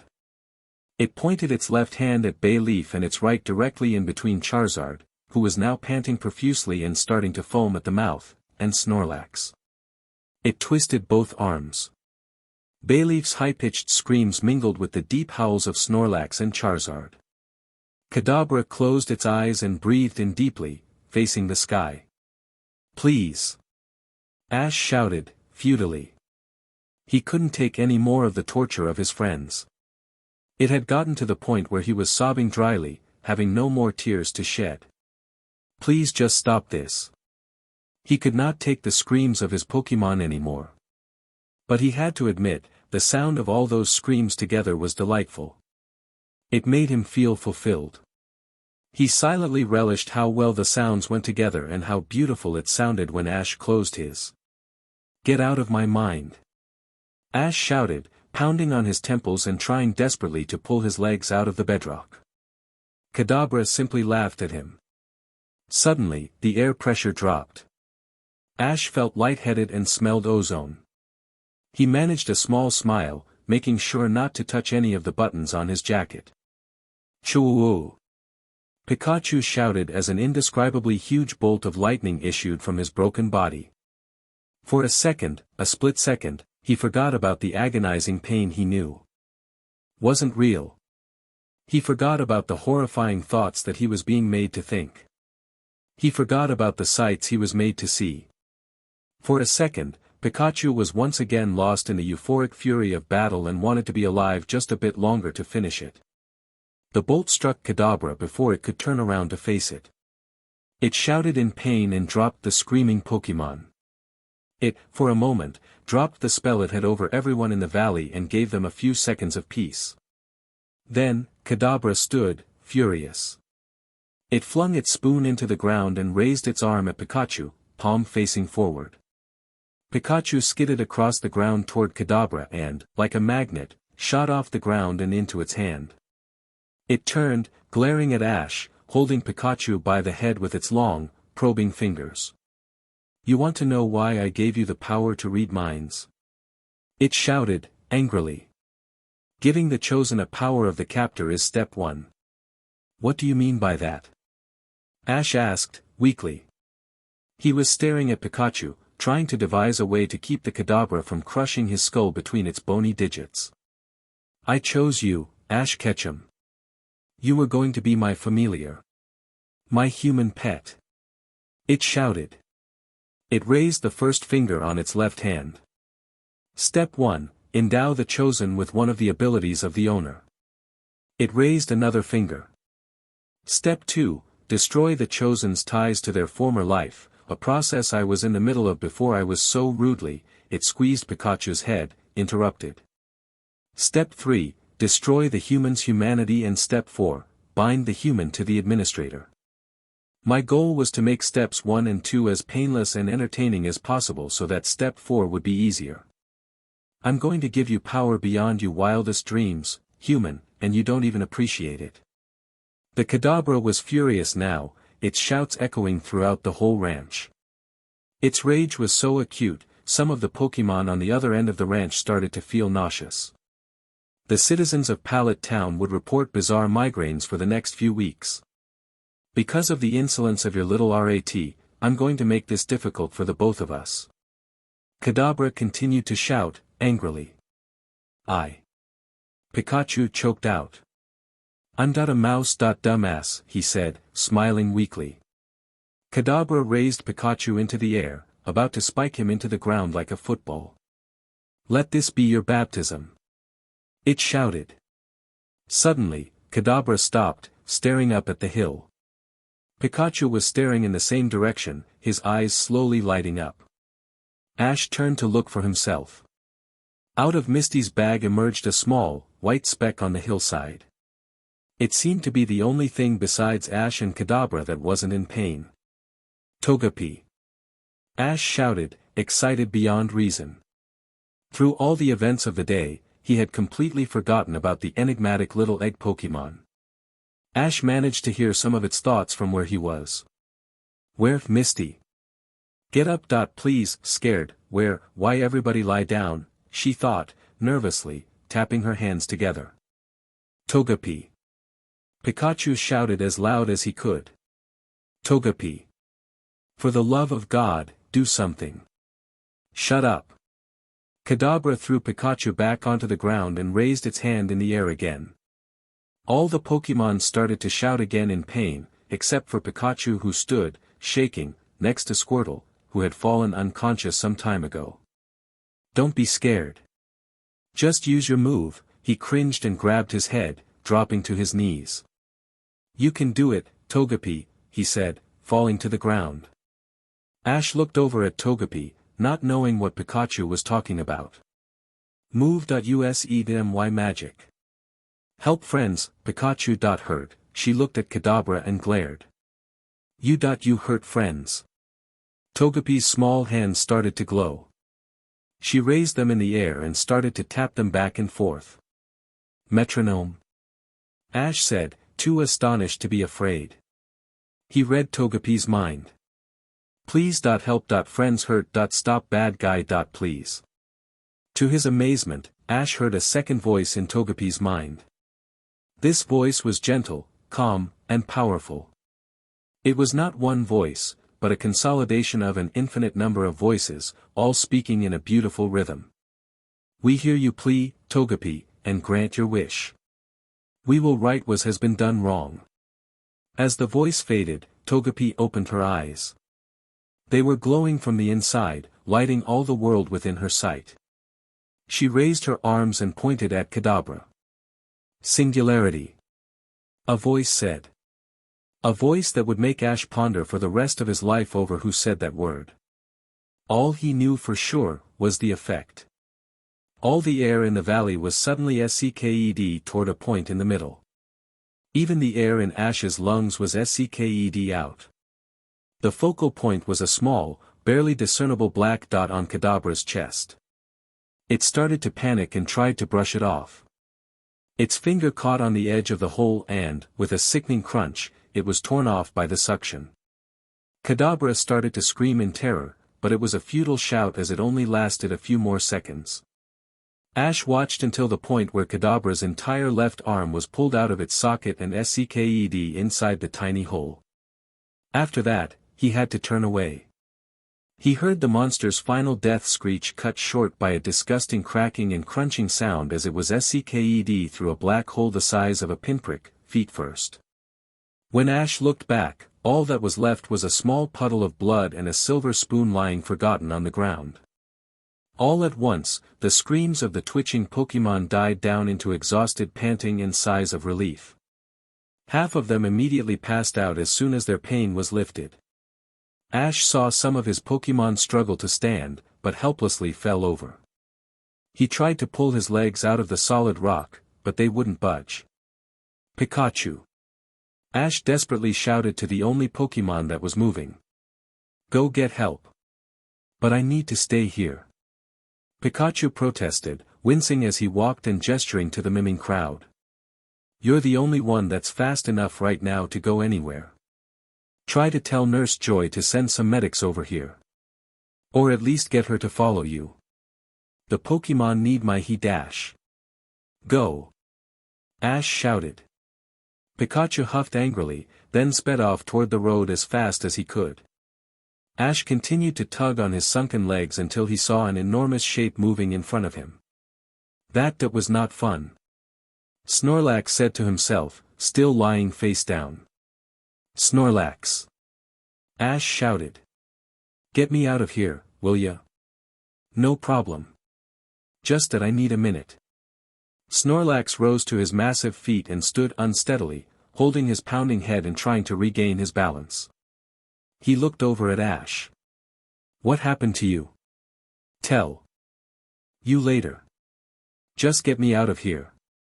Snorlax limped over to Ash, grabbed him under his arms, and sharply pulled upward. He felt himself move, but Ash's legs stayed stuck in the rock. Ah! Try again. Snorlax spread out his stance and pulled, this time more slowly and carefully. Ash wriggled his feet and roughly slid out of the two holes. Snorlax placed him on his feet where he staggered, waiting for the blood to return to his legs. Thanks. He said. No problem. Snorlax said, still as lazy as ever. He shook one of his legs. Ow. Must have slept on it. By then, Ash was already sprinting to the middle of the circle. He flung his head around wildly to see which Pokémon were all right. Heracross and Donphan were helping each other to their feet. Ash and Squirtle locked eyes as he was struggling to stand. He gave a weak thumbs up before dropping to his knee. Slither was already on his legs and was helping Bulbasaur set Noctowl's wing. Bulbasaur glanced over at Ash, nodded, then returned to his work. Ash saw that Bayleaf was still lying on the ground and sobbing. He took a step to go to her, but was stopped by something tugging on his pants leg. Ash! He looked down and saw that it was Cyndaquil, covered in dirt and with tears precariously balanced on his eyelids. "I'm sorry that I didn't did I?" Ash quickly stooped and picked up his youngest Pokémon. "It's alright," he said, patting him on the back. "You did good. You're okay." "Shoo." Cyndaquil sniffed back tears, trying to act as tough as he could. Ash jogged to Bayleaf, Cyndaquil still in hand. He gently set Cyndaquil down before laying a hand on Bayleaf's neck. "Bayleaf," he said, afraid. "It's all right. It's gone. The Kadabra is gone." "Ash," she said, weakly weeping, "he hurt me that it hurt so badly. Why did?" She broke down into tears in Ash's arms. He patted her, helplessly. "He did things to me that I in my mind, Ash." Cyndaquil plodded over to her and laid his hand on her shoulder. She continued to bawl for a few minutes before calming down. "I'm so sorry," Ash said. None of this should have happened that I didn't know." "I'm sorry, Bayleaf." He wrapped his arms around her green neck and hugged her. He stood, reluctantly backing away, to deal with the other hurt Pokémon. He turned. His Pokémon were on their feet and helping the others to theirs. He smiled. His Pokémon were a lot tougher than he thought. They'd be alright. The pack of Arcanine who had showed up to help stood. They saw all the other Pokémon helping each other. The Alpha, the one Ash had spoken to, gestured for the others to leave while he stayed to help. They obeyed without question. However, in between all the moving forms was one that stuck out like a sore thumb. Charizard had not moved since Kadabra had dropped him. "Charizard!" Ash shouted as he ran, not knowing if he was alive or dead. He slid across the dirt to his Pokémon. He grunted as he lifted Charizard's heavy head onto his lap as he sat down. Charizard had gotten it worse than anyone there. That was evident by the sight of him. Deep gashes were torn in his face from where he had been gripping his head in pain and terror. His thick skin was colder than he had ever felt it. It was clammy under his hands and Charizard was shaking. His breaths were shallow and fast. "Charizard!" he yelled into his Pokémon's ear. This time, Charizard weakly opened his eyes. He stared off into space, his pupils dilated, with a look of twisted horror on his face. "It's so cold," he said, softly. "It was so cold that I couldn't freezing." Charizard curled up a little more. Ash noticed that his flame was barely the size of that of a lighter. Suddenly, Ash felt a hand tug on the back of his collar, pulling him to his feet. "What happened?" Brock shouted. "This is your fault. You knew that Kadabra was dangerous. Why did you make us let it out?" "Brock! Stop it. This isn't his fault," Misty said. "We took more precautions than we even needed. No one could have predicted that Pokémon was so powerful. We wouldn't have even been in this mess if it weren't for you." He shouted at Ash. "How in God's name was I supposed to know what would happen?" Ash shoved Brock's hand off and pushed him backward. "You think this is my fault? That I'm the one who did all this? Fine. But don't stand around blaming me while there's work to be done." "Ash!" Misty shouted, concerned. "Ash, what's wrong with Charizard?" "I don't know. That's what I was trying to figure out." Brock knelt down beside Ash and felt Charizard's neck. "Ash! He's going into shock," Brock said, putting aside blame for a moment. "We need to do something fast before his body shuts down on him." Then what do we do?" Ash dropped to his knees and held Charizard's head in his hands. "Cold. Get him a blanket," he shouted, whipping his head around. "I don't think that's how you treat sh-, Brock began. "We'll deal with that in a minute. Just get me a blanket." Brock slung his pack around to his chest and pulled out a large, silver emergency blanket. Ash snatched it and covered as much of his Pokémon as he could. "Cold. Don't worry. We'll warm you up as soon as we can. It was so cold. Those eyes. They hurt me. Cut me and bled me. I in the dark. Oh hell, Cyndaquil. Ash shouted over his shoulder. Cyndaquil, who had been comforting Bayleaf, looked up, then ran as fast as his tiny legs would let him over to Ash. Cyndaquil. Use fire spin. Ash shouted. Cyndaquil looked around confused. On what? On Charizard. But I don't want to dash. You won't. Fire spin. Cyndaquil stepped back, flaring up the quills on his back. He let fly a twisting helix of fire that washed over Charizard's lower body.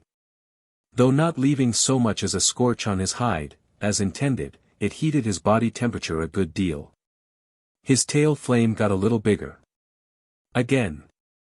Use Ember. On the ground.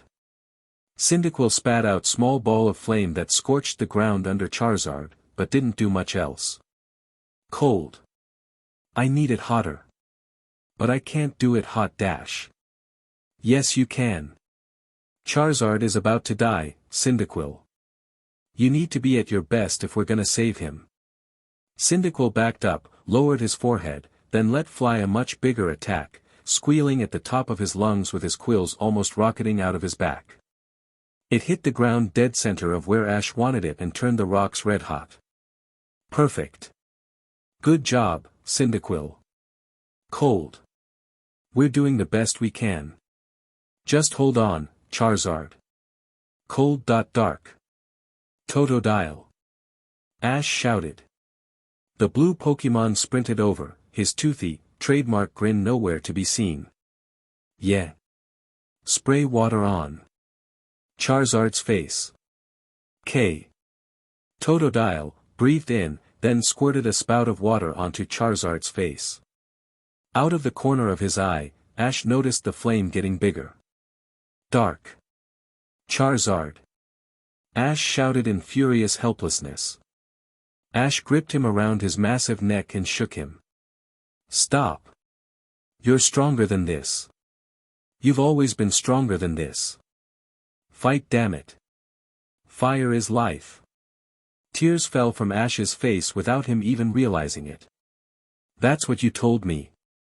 Fire is life. He fell over Charizard's body, beating on his neck with a weak fist.